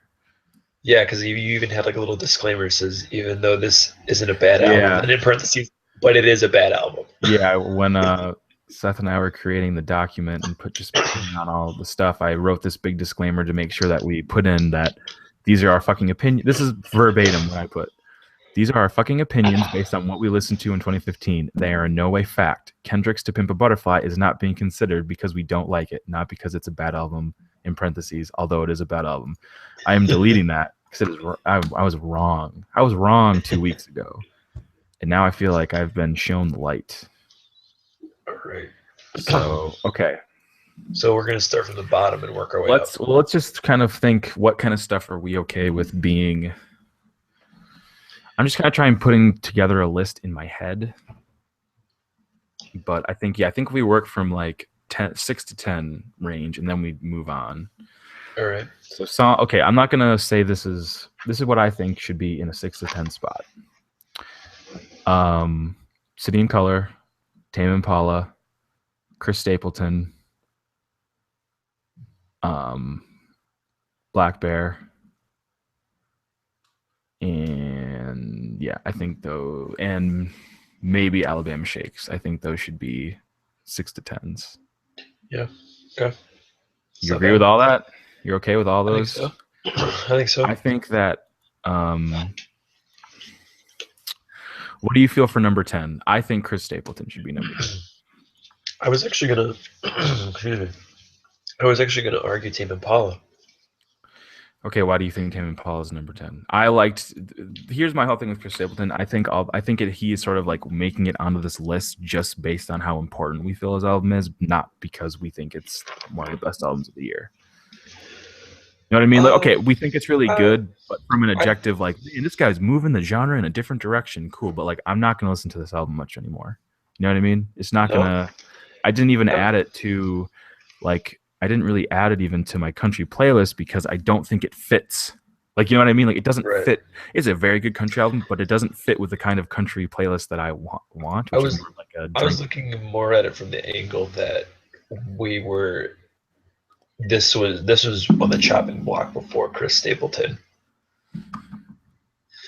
And you are right. But I like I like the Tame Impala album more, you know?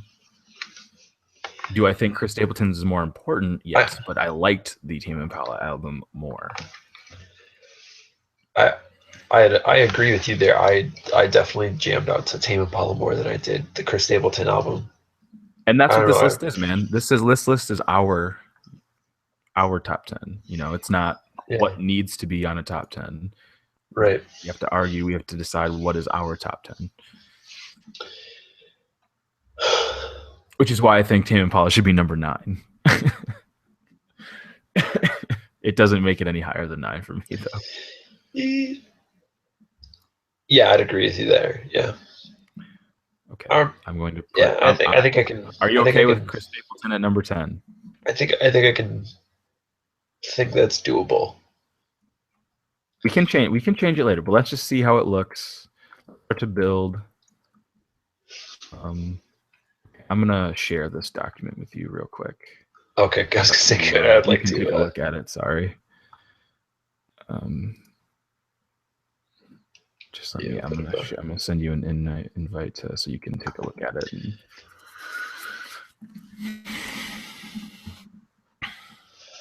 All right.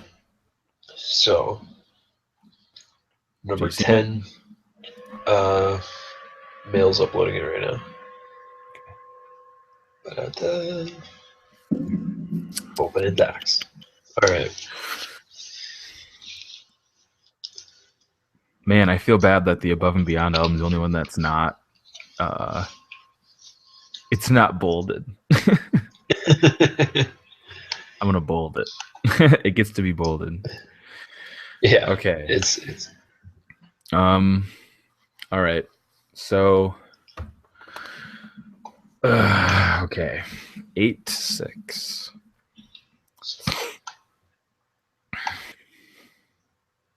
So we have. Okay. Did you? So I'm not sure where it goes, but I this is why I want to say Black Bear belongs in either 8, 7, or 6. Black Bear is sort of another one of those. He's kind of one of those what I was mentioning before about like Miguel, where like he was featured on a lot of stuff like G-Eazy tracks that I really like, and then he sort of busted out on his own and is doing his own thing in pop music and making it it's like experimental white dude soul pop music. Like it's very it's very experimental pop. Like the themes in a lot of the stuff is very pop music, just like relationships, blah blah blah. But it's like elevated to a more experimental level. Like it's plays with different metaphors that I think are really good. And it's very like mature, and not in just like he swears a bunch. Like he talks about mature things, like adult issues, very adult issues, but in a pop sensibilities, with pop music, with like good beats that you can kind of dance to and fucking bounce your head to, but it's like mature subjects being broached, and that is interesting to me. It's Black Bear is like The Weeknd is like the more famous popular version of Black Bear in a way, doing the same sort of things, but like he's already huge. Whereas I feel like Black Bear may never break out into mainstream success, but he is also like a producer, and I think he's a writer. Obviously, it's like he's written songs for Justin Bieber and stuff, so he has worked with fucking talent. He's got the credentials. He's got like the credentials, man. But he's doing his own thing. Which I appreciate, and that's why I want it on the list. I don't know what spot I'm okay with. I kind of want to fill out a 6, 7, and 8. I think we should just put. Also, I'll put the Black Bear album in there at number 6, but obviously we're gonna switch it around. We just need to figure out what 6, 7, and 8 are gonna go in those spots. Right. And once we do, I'll reorder it to what seems right. So what else do you feel could go in one of those spots? I think Alabama Shakes could probably go in there. Oh, really? You want that in the top 5? It is a very good album. Like that is a type of music that the reason I like that is because of my dad.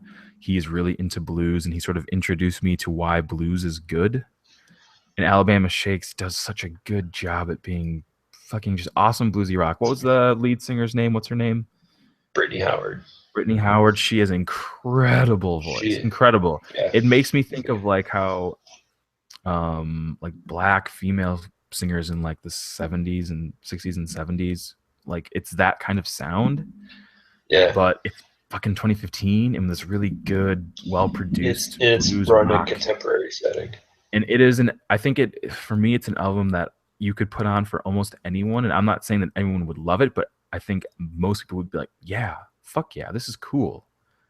This is like really interesting. And I would say a majority of people would be like that. Unless you just didn't like blues rock, you listen to it and like fucking be pumped about it. Right. So I think it's top 5. All right. I think that City in Color is definitely one that's going to be. I'm going to put that at like 8. I think that might be where it belongs. All right. It might belong at number 8. Oh man. See, I'm trying to think of like, would I rather have The Weeknd in the top 5 or Disclosure in the top 5? That's kind of what it is for me. For me, I was a little more partial on the Weeknd album. Yeah, I mean, and that's fine. I think that Disclosure album, it might be, for me, it might be number 6 because I think it's really fucking interesting and good. You just didn't give it as much of a listen because you're not as, I mean, not that you don't like dance music, but you're not as like, you don't listen to it as much. You don't have as much of an opinion on it. Right. But I would argue that it is definitely worthy of being fucking top 10 material. But because we both like The Weeknd more, like we both have an opinion and can celebrate that album more, that I'm okay putting Disclosure in the range. Yeah, although personally, it's gonna be fucking up there for me at the top. Yeah. I did give the full listen to Disclosure, that Disclosure album. But yeah, I don't know. I think what also. What did you like it? Did not resonate with you? I'm just curious what you thought. No, I liked it. I really liked the one with God, was it Lord? Yeah. Magnets. I really liked Magnets. It's good. The features on like The Weeknd's featured on that album. Nocturnal. It's a 7-minute track. It's really good. Yeah, I really liked. What was the other one? There was another one on there. Yeah, was it like Willing and Able? Yeah, I like some of the songs that featured the like British artists that I had no idea who they were. Like Holding On is one of my favorites off that album. It's just so like groovy and dancey. Mm-hmm. Yeah. But I just also think that in terms of importance, I think also Weeknd is. I would say the discussion for The Weeknd to be in the top 5 is how important this album is to pop music and how it has evolved in 2015 and how what you hear on the radio is different because of people like The Weeknd. You know? So okay, we're gonna put Disclosure. I think Disclosure can be number 6. Then we'll bump down Black Bear. Yeah, Black Bear is going to go down to number 7.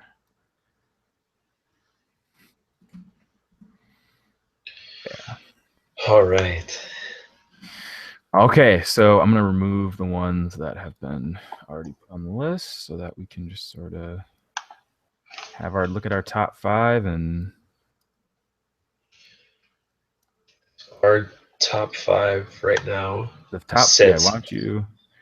Our top 5 sets right now as We Are All We Need, Above and Beyond, Yours Dreamily, The Arcs, Beauty Behind the Madness, The Weeknd, Sound and Color, Alabama Shakes, and To Pimp a Butterfly, Kendrick Lamar. Okay, I think we should get 4 and 5 locked in, and then we fucking shed blood. Because for me right now, I honestly think our argument's going to be between The Arcs and Kendrick Lamar for top album of the year. So I think those are going to be in contention for the top. Yeah. I think personally, I think that The Weeknd and Alabama Shakes can be 4 or 5. I don't really care what order they're in. And Above and Beyond should be number 3. All right. Let's see. How do you feel about it? Well, no, you can tell if you don't agree with it. You don't. No. That's actually really how I see it playing out. Like Um, I really could care less what's in 4 or 5 because I would say I both equally like those albums because 4 and 5, it's about basically the just same. like 4A and 4B. Yeah, pretty much. Like it really. I mean, honestly, all this is pretty fucking stupid in the first place. But if I'm gonna have to put them in an order, I don't so much care about 4 and 5. Um, I would probably be okay with Alabama Shakes as 5 and Weekend 4. Good, because that's Um, exactly what I wanted. because Alabama Shakes, while it was a good record, it was also, it also Sound and Color was also kind of a pretty big evolution for Alabama Shakes, because they broke out with Hold On, Hmm. um, and this stuff is a little bit It's different. It is different. not like that. So Uh, don't want to fight. Oh my God, come on!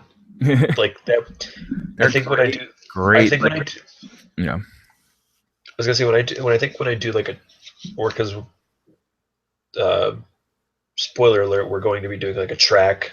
Are you going to be doing a track listing as well, like yeah, tracks yeah. of the year? We'll get to it. We'll get to that after we I'm finalize like that. I'm gonna have to say like Don't Want to Fight's probably going to be on my track list, like Yeah, top tracks of the year. that was an album we put together this sort of Google document with all of our stuff on it a couple weeks back, and we said by last Saturday, the 12th of December, we said we have to have as much as we can locked in on that big list so that we can start to listen to everything that we haven't and catch up. And so, like Tuesday night, I was kind of like putting together some stuff. And just I put on that Alabama. I was just like kind of going through. I made a big Spotify playlist of everything we had on that list that could be. And I think actually everything that was on the list made it into the Spotify playlist, which is pretty cool. Um, but so I just was like kind of like going through and listening to stuff I hadn't really given much thought to, and that was Alabama Shakes. But like it was something I wasn't really prepared to argue for because I listened to it back when it came out and was like, yeah, this is good. But then like I see that it's like nominated for a Grammy, right? So I'm like, all Yeah, right, well, obviously this is a big deal to a bunch of people. Like, not that the Grammys is that great, but like it is a nationally recognized award yeah, ceremony, so you absolutely. want to at least give it its fair dues. And so I listened Highly to it and I just Suspects was blown nominated for a away. Grammy. What was that? Highly Suspects nominated for a Grammy for Rock Album of the Year. Yeah, rock album of the year. Anyway, but so like the reason that I think that this album is top 5 is because I was trying to focus on what I was doing and just putting on music in the back, but the music was so good that it was distracting me from getting what I needed done. Like the sound was so good that I had to like be like, no, I need to like listen to this. I need to like give it a second and sort of let it consume me and think about how good it is. And it really did. Like I couldn't get as much done as I wanted to because I wasn't just like listening to it in the background. I was sitting and taking breaks and being like, man, that song's really fucking good. Like, or her voice is really fucking good there. What good range? What a good blues like bass line. Mm, Yeah. yeah. So I that Having said that, The Weeknd is going to be number 4 because I like The Weeknd's yes, album more, and I like that yeah. brand of music more. I like the Let's sort of meta message behind it. How yeah let's how let's talk fucking about that album a little bit. I mean, yeah. we know that it's I on the list, but yeah. let's I talk. listened We've to it. said it's I definitely listened to it a lot more when it came out than I have. I didn't really give it another full listen through this past week because I kind of had got my fill of it and I knew how I felt about it. But it's solid, man. He puts out good stuff, and just the weird like the breakout. Like I just loved how he came out with "Can't Feel My Face," which is very like Michael Jackson inspired. It's very poppy. It's like man, but it also has that Weekend spin on it. It yeah has that sort of like Weekend, like this is a kind of dark and brooding song, but like wrapped up in this like Michael Jackson style of pop music with his yeah voice. um yeah I think like we said before, like pop music has gotten this very moody dark vibe. Like there's like you're in some music you're seeing like elements of like kind of this down tempo. Maybe that's more stuff with like Sam Smith and stuff, but like um, there's just this whole new vibe, and it's cool to see. Like, it's just there's just like it's like several words. It's like dark, moody, kind of grimy. It's kind of like with like that Halsey album. Like everything was a little Yeah. bit grimy. Like everything's just like Yeah. a little dirty. Mhm. When it used to be just like this very like happy-go-lucky kind of, you know, when you had like your Katy Perry kind of pop music, and now it's Yeah, like, right. The kind of like lighthearted, very like yeah, lighthearted, very like, like one of her fucking songs is called Teenage Dream. Like it's about yeah, feeling young and in love and it's innocent and all that shit. But yeah, then and The Weeknd's like, no, dude, relationships can get fucked up and stuff can be weird and right, sad and depressing. Like the realities of relationships, and it's like, man, or of like yeah, and depression or of alcoholism or drug addiction. yeah, and I think this album was one of the definitive moments in that sonic shift in pop music. Hmm. Absolutely. I think so. And I think you're going to see even more of it like this next year. I think you're going to see a lot more people try and not steal the sound, but like they'll see The Weeknd as like he'll be seen as an influence now. You know what I mean? Instead of Yeah, people talking about his influence, it'll be like, man, The Weeknd really influenced me to my sound, to make it yeah, sound like that. He's becoming that sort of artist, that's a big deal. yep, Big deal. cool. All right. We're down to the top 3. So you said you wanted So Above and Beyond as I number believe, three. I mean, I think it's the only place this goes because I know I can't argue it for 1 or 2, even though it might be 1 or 2 on my list. But I will be absolutely happy if it makes it onto the list at number 3. Yeah, I don't. I feel like it needs to get more of a discussion because it's number 3, but at the same time, I don't think it does because it's fucking great. It deserves to be up there. Above and so do Beyond. you want? Above and Beyond studio albums are an event. They come every like 4 years. Like Group Therapy, which I had you listen to earlier this year, that came out in 2011, man. Mhm. And so it's not that they're like dead in the water when they're not putting out a studio album. They do various compilations in remix albums. They did Above and Beyond acoustic. Like they're breaking out as a huge artist. Like that's going to be highly regarded among EDM and just music in general. Like because I think We're All We Need was nominated for a Grammy as like dance song of the year, electronic song of the year, maybe. Okay. Like they are recording another acoustic album in Abbey Road, or you know what I mean? Like Yeah, they're doing it. yeah, And so like they found this way to make really relatable but also complex electronic music, and then they do cool shit like they do an acoustic album, and they just get like full orchestras, almost what it feels like, to perform these dance songs. And it's fucking cool. And so specifically with this album, like I first got into Above and Beyond like 5-6 years ago, listening to their first album that came out, their first studio album, Tri-State, which came out in like I want to say 06 or 07. I'm not totally certain on that. And then a long time passes, and then Group Therapy comes out and just totally blows up, especially in Europe, and they become this phenomenon. And then their follow-up to it comes 4 years later, and you're like, fucking finally. By the time the album comes out, you're dying for it. You know what I mean? yeah. Even though Right. they're still doing stuff, they're just basically reiterating on their old works with like remixes and acoustic type stuff. But like to get a new studio album from Above and Beyond is a big deal. And it dropped like right in the beginning of the year in January, and it just set the tone for how my year in electronic music has been. Above and Beyond has influenced what kind of electronic music I like, and this album is influenced even more. Like I thought, by the time 2015 rolled around, I've been listening to EDM for like 5+ years, and I thought that I knew exactly what I liked. But then this album came out, and I was like, God fucking damn it, this is amazing. They're still influencing my sound because everything that I've been listening to since then, I try and look for relatable themes, relatable types of style in trance and progressive house. And man, it's really fucking good. And the vocals are beautiful. Like a lot of the times I don't prefer vocals in EDM songs. I like it to be sort of background stuff, but Above and Beyond, they have these like sort of staple artists that they use, and they just kill it every time. Above and Beyond And I is more with definitely the and I want to trance give sound, a right? huge I want to give a huge shout out to their music videos this year. Did you see any of them? I did not. Basically what they did for every single that had a video, they basically did a 3 minute or 4 minute, however long the song was, version of like a classic movie. So We're All We Need was like them doing a music video with like a abridged Thelma and Louise. So like this woman's getting beat by her boyfriend and her friend, like really beautifully shot. It's fucking crazy. It's really good. They did Thelma and Louise. They did, I can't remember, Blue Sky Action. I can't remember what it was, but they did one for Catch Me If You Can.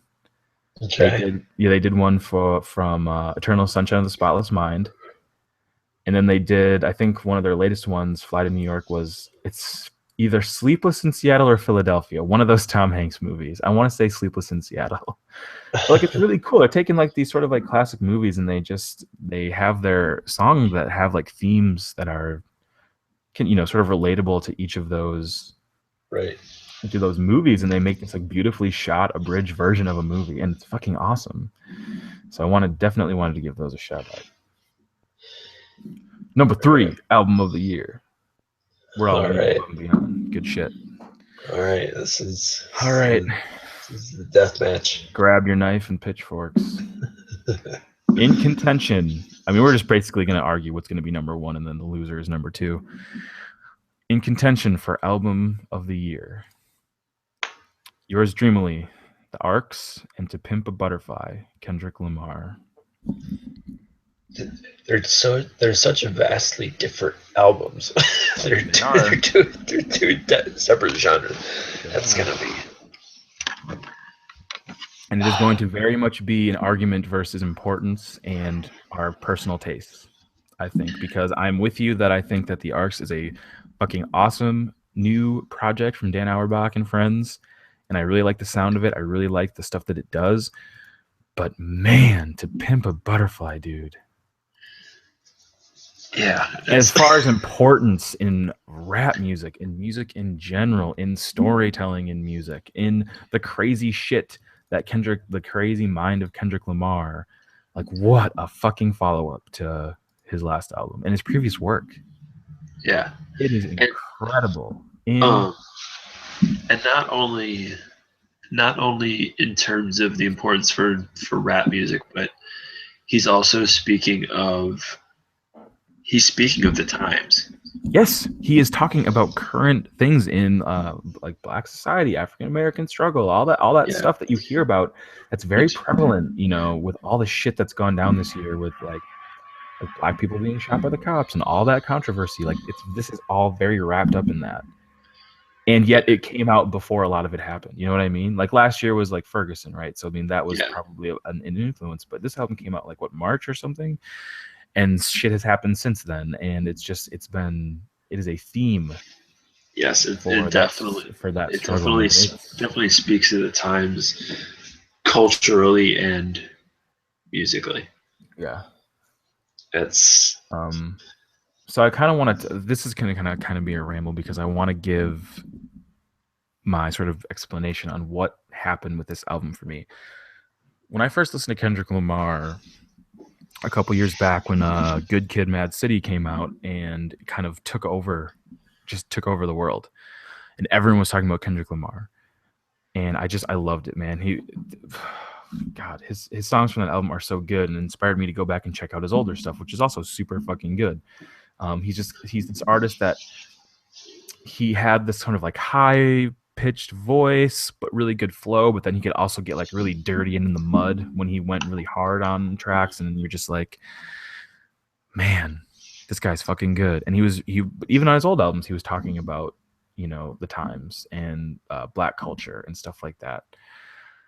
And so when this album comes out and it also takes over the world, but is so different, so fucking different from that last thing. It is not the same in any way. There is no swimming pool song. There is no Bitch Don't Kill My Vibe. There is none of those like classic bumpers that you put on at a party. I wouldn't put any of this album on at a party at all. unless it was a bunch of snooty motherfuckers who wanted to listen to it, you know, like because and that's the kind of album it is. It's an album that you listen to and it makes you think. Right. And the thing is, when I first heard it, I didn't want that. I didn't want it to be a sort of highbrow album. I wanted it to just be, man, just give me fucking Kendrick Lamar doing what he does best. I just wanted more of what he had done before. Mm. And so actually we talk about Anthony Fantano, he runs the Needle Drop on YouTube. He's a big music reviewer, and he fucking gave this album the biggest blowjob ever in the 22-minute review of it, and just explaining why it's so important and why it is so good. And I listened to the album, and then I watched that review, and I just didn't agree with how great he thought it was. I was like, man, this is just not what I wanted. This is not the sound that I wanted. This is not the message that I necessarily wanted from Kendrick. And it rubbed me the wrong way.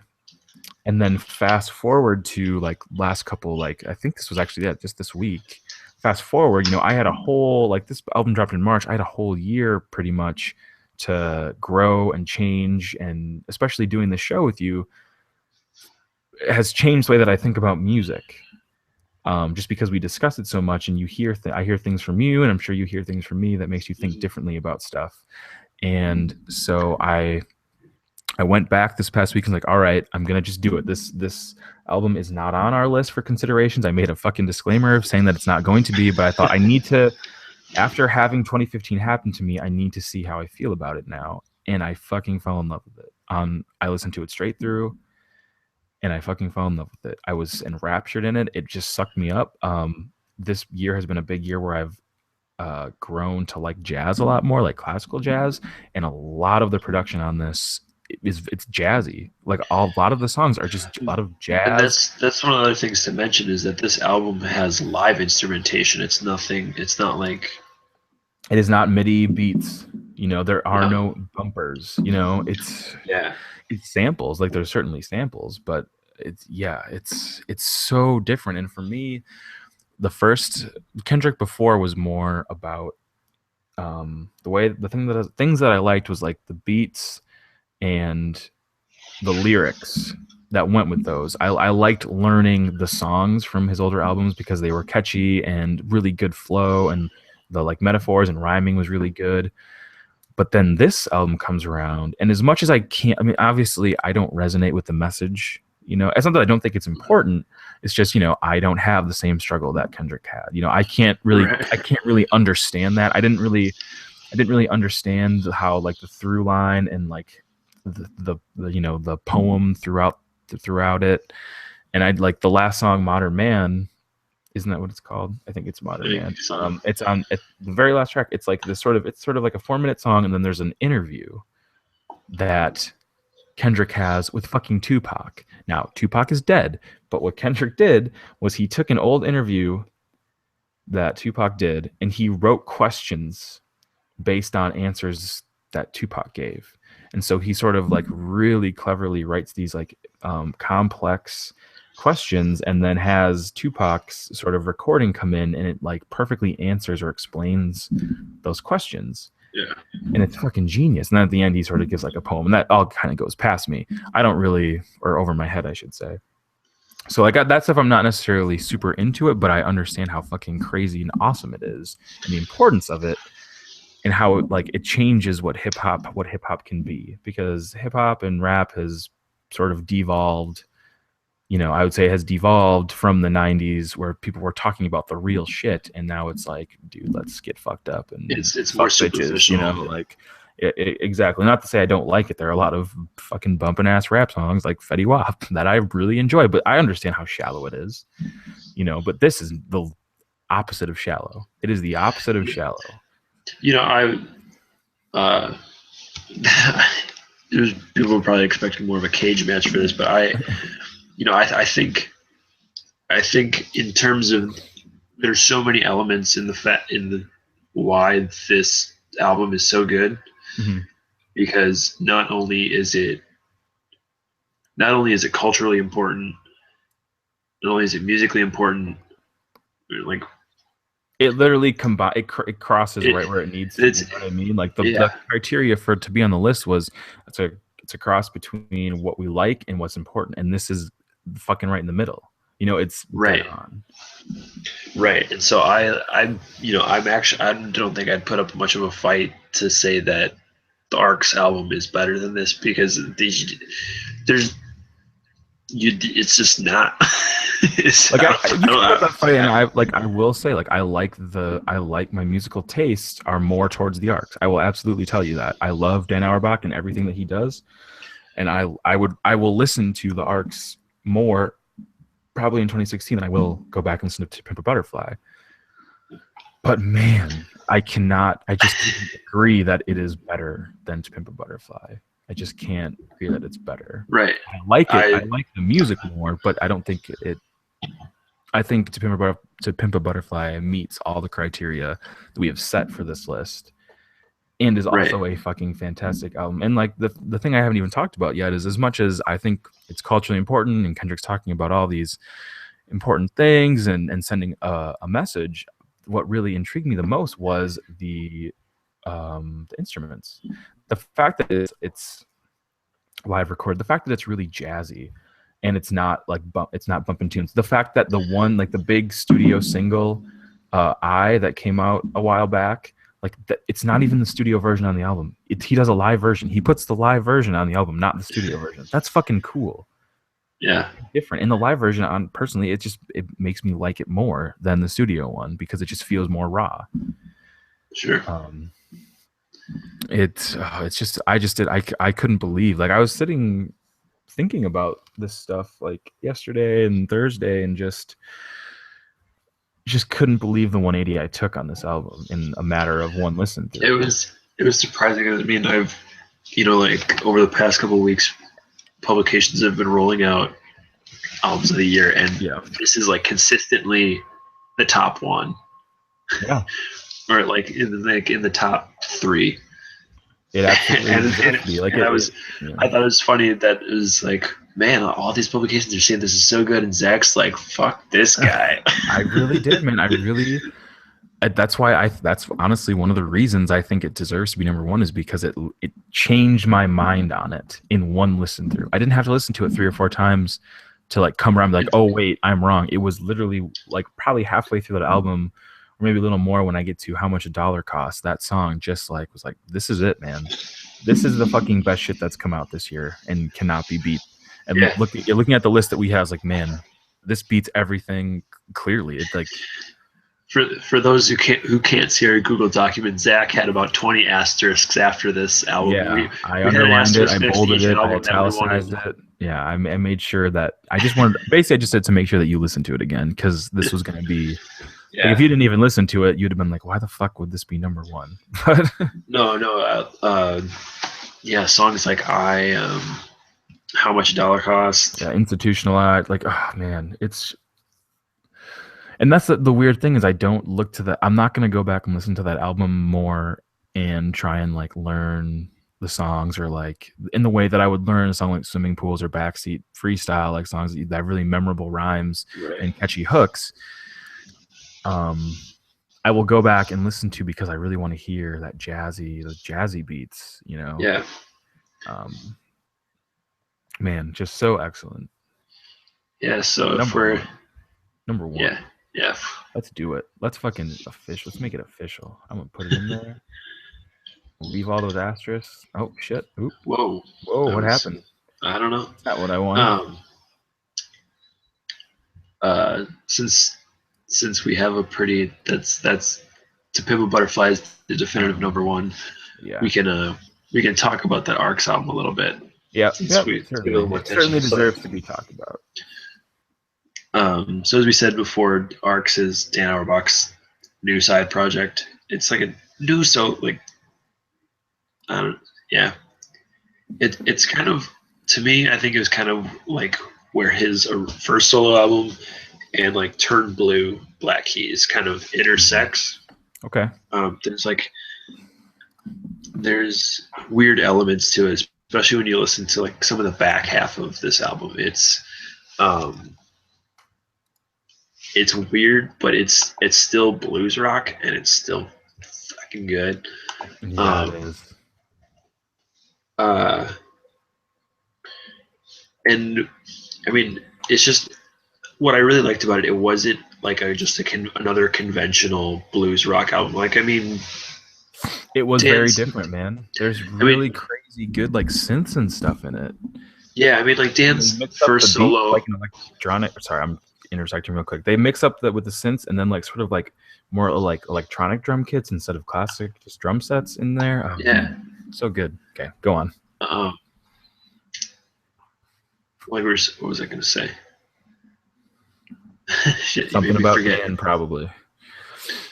Oh yeah, like with his first, like with that solo project that he did, or like when he did his first solo album, To Keep It Hid, back in like whatever it was, 2008, 9, something like that.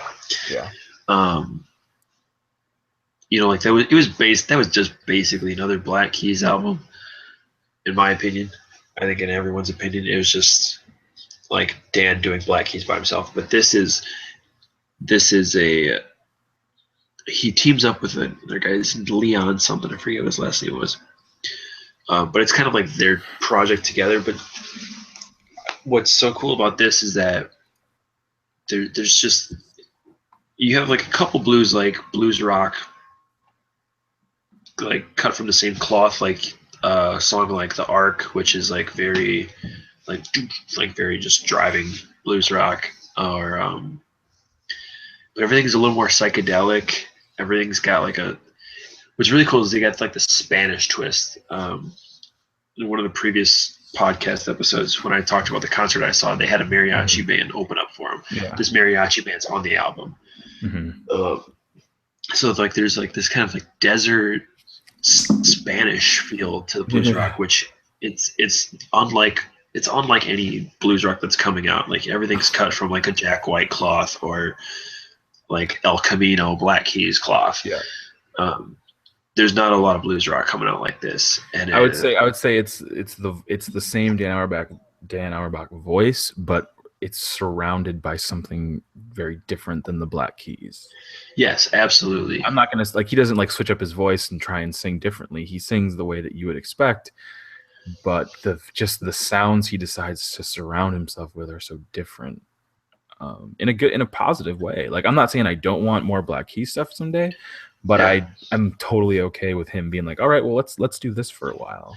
Yeah, I mean on this they actually are using like electronic drum pad. Like I saw them use like electronic drum pads, which rad. Patrick Carney would never use in a Black Keys concert.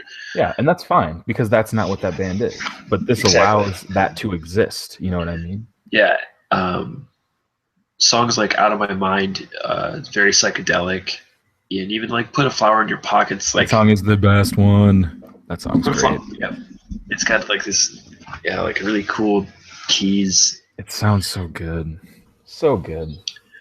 Yes, I wouldn't say that this is like musically important. As musically important, it's interesting though. It kind of is. I mean, in the fact that it's just not that in a day and age where blues rock is just basically trying to copy what the Black Keys and what the White Stripes did back in like 2003. Really? Yeah. This is just a really cool extension. It's just unlike a lot of stuff that's been coming out. I hope that any future blues rock bands, maybe this is a tip to me, but any blues rock bands that like keep going forward, like everyone can do Jack White all day. Like this is something like do your own. This is a cool sound to be head for. Yeah, it's really good. I'm totally super okay with it being number 2. It's really good. See now, if To Pimp a Butterfly didn't exist, it'd be interesting because I think we would have a big fight over the arcs and Above and Beyond. Like I think if To Pimp a Butterfly didn't exist and wasn't so highly like regarded by both of us, and like just like how important it was to us as well as the country, I think that we would have a huge blowout over the Arcs and Above and Beyond because that Kendrick Lamar album exists. It was just a clear front runner. And I mean, I could sit here and be like, no, man, Above and Beyond should be number 2, but I don't have that fight in me because I know that you're just not as into EDM, but I am into like the Arcs and that style of music, so it just makes more sense for our list to show them. Yeah. But man, we did it. We did it. We did it in like 2 hours. Solid. So it wasn't bad. Yeah. Well, yeah. Hopefully next year can be the same. It was that painful. Yeah. All right. So, Seth Arp in the podcast, top 10 albums of the year from 10 to 1 are Traveler by Chris Stapleton, Currents by Tame Impala, If I Should Go Before You by City and Color, Dead Roses by Black Bear, Caracal by Disclosure, Sound and Color by Alabama Shakes, Beauty Behind the Madness, The Weeknd, We're All We Need, Above and Beyond, Yours Dreamily, The Arcs, and number 1, To Pimp a Butterfly by Kendrick Lamar. Yeah. Good list. Good ass list. Good ass year of music. Yeah. Real solid. I'm real pleased with this year. I know we talked about it before, but like this year, like I said, I kind of laser focus on the stuff that I liked and got rid of like making myself feel guilty for not listening to certain things. Like, I mean, there was a new Death Cab for Cutie album that came out this year, and I maybe listened to 2 songs off of it and just didn't bother with the rest. Apparently not a lot of other people did either, but it's just, that's crazy. Because if you would have told me 5 years ago that I wouldn't even give a fuck. I think it's like, actually up for, I think that's actually up for Grammy for rock. Yeah, whatever. Yeah. It might be. But there's a lot of other stuff on there. So. I've just decided like I'm not going to listen to stuff just because I used to listen to it. You know? Right. Which is a pretty good policy, I think. Well, cool. So that's our yeah. That's it. That's it. That is our list. It'll be going up with in the show notes of the podcast. But we have some announcements to make, Seth. We do have some announcements. Some announcements. So what's happening? We're gonna. The show is over. This show is over. Up, and Seth is fucking dead to me because he made me cut Fetty Wap from the top 10 albums of the year. So this show is canceled forever. He made me cut the Dead Weather out. So there's just too much bad for it. No, we're gonna have a new show. This is the last show of Seth Arp the podcast. We are rebranding and starting a new show effective next year. We are. It's basically the same show, it's just a different name. Yeah. Let's be real. But there's some things coming along with it. So yeah, we're having drum roll. We are going to be rebranding under Broke Ass Music. We're going to have the Broke Ass Music podcast. And then we're going to be launching, I mean, I guess not launching, we're starting a Tumblr. We're going to kind of put out content a lot more than just a podcast, and that's going to be the Broke Ass Music blog. Yeah, you'll find like album reviews, maybe some. Yes, we're going to start putting out a lot more content. We're probably going to each be shouting out songs as they come out. We're probably going to do one-off articles. We're going to write up album reviews. I definitely imagine we'll do some album review discussions where we just kind of sit down for maybe 20 minutes to half an hour and just talk about an album when it comes out, if we feel like it's important enough. And as well as you'll be getting the show every 2 weeks. We're going to try and stick to every 2 weeks unless for some reason the demand grows, which I don't know. But what we're going to be doing the show every 2 weeks, every other Tuesday, the Broke Ass Music podcast. And one thing to mention is that Tumblr does have an ask feature. So if there are any dedicated fans that want to ask us questions, yes, please, anonymously. I don't care. You can say fuck all you want. You can tell us we're stupid, but as long as you ask us questions, it's totally fine. Yeah, you can ask us questions, and we can talk about it in the podcast. Into the show. Yeah, that'll probably be the only. If questions start coming in, that'd be only new segment to the show. But it's gonna be pretty much the same. It's just more. Yeah. I kind of want to make, like, I think 2015 was us sort of getting, I first got this podcast equipment like back beginning of this past year, and decided, you kind of approached me and said, hey, we recorded this thing together on an old show that I did, and we ended up talking for longer than the recorded podcast about music afterwards. And then you just kind of one day were like, hey, let's just fucking do that more often. And we'll put that up on the internet for idiots to watch and listen to. So it's been pretty good. It's been about a year of it. And I think it's only fitting if we are super into it to just do more of it. Let's fucking see what happens. Let's really go for it, man. So yeah, the Broke Ass Music Podcast. And the Broke Ass Music Blog coming to you early 2016. Just getting some shit together. We're both going to be doing some personal. I'm probably going to do a top 5 album of the year personally, and then I'm also going to be doing, I think Seth as well is going to do a top sort of top tracks or singles of the year. Yep. And then we're gonna put those all up on the blog. All the old shows will remain the same. We'll probably change up the Simplecast site around to sort of reflect the Broke Ass Music Podcast, but all the old shows are going to remain on that page, and people can listen to them if they really feel like it. Yeah.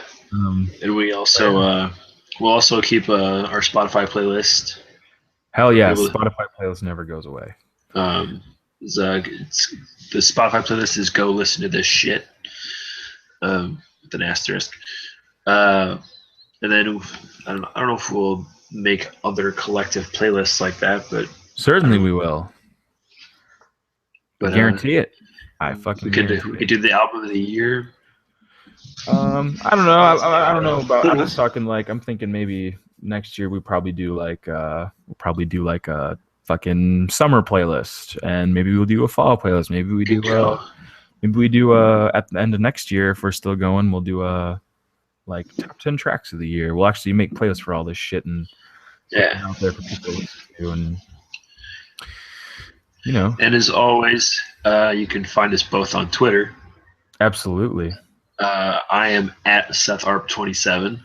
I'm at Zach ZACH_Westcott 2 T's.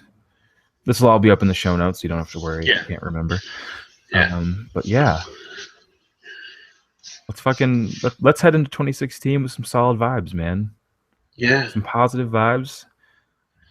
I'm feeling pretty good about it. I'm feeling like I'm not totally like I haven't really been keeping up with artists that are putting stuff out in 2016, but I imagine it's going to be pretty good when they do. Yeah. So all right. For the last time ever, Seth, take us out. Well, thanks for joining Seth Arp on the podcast for the past umpteen months.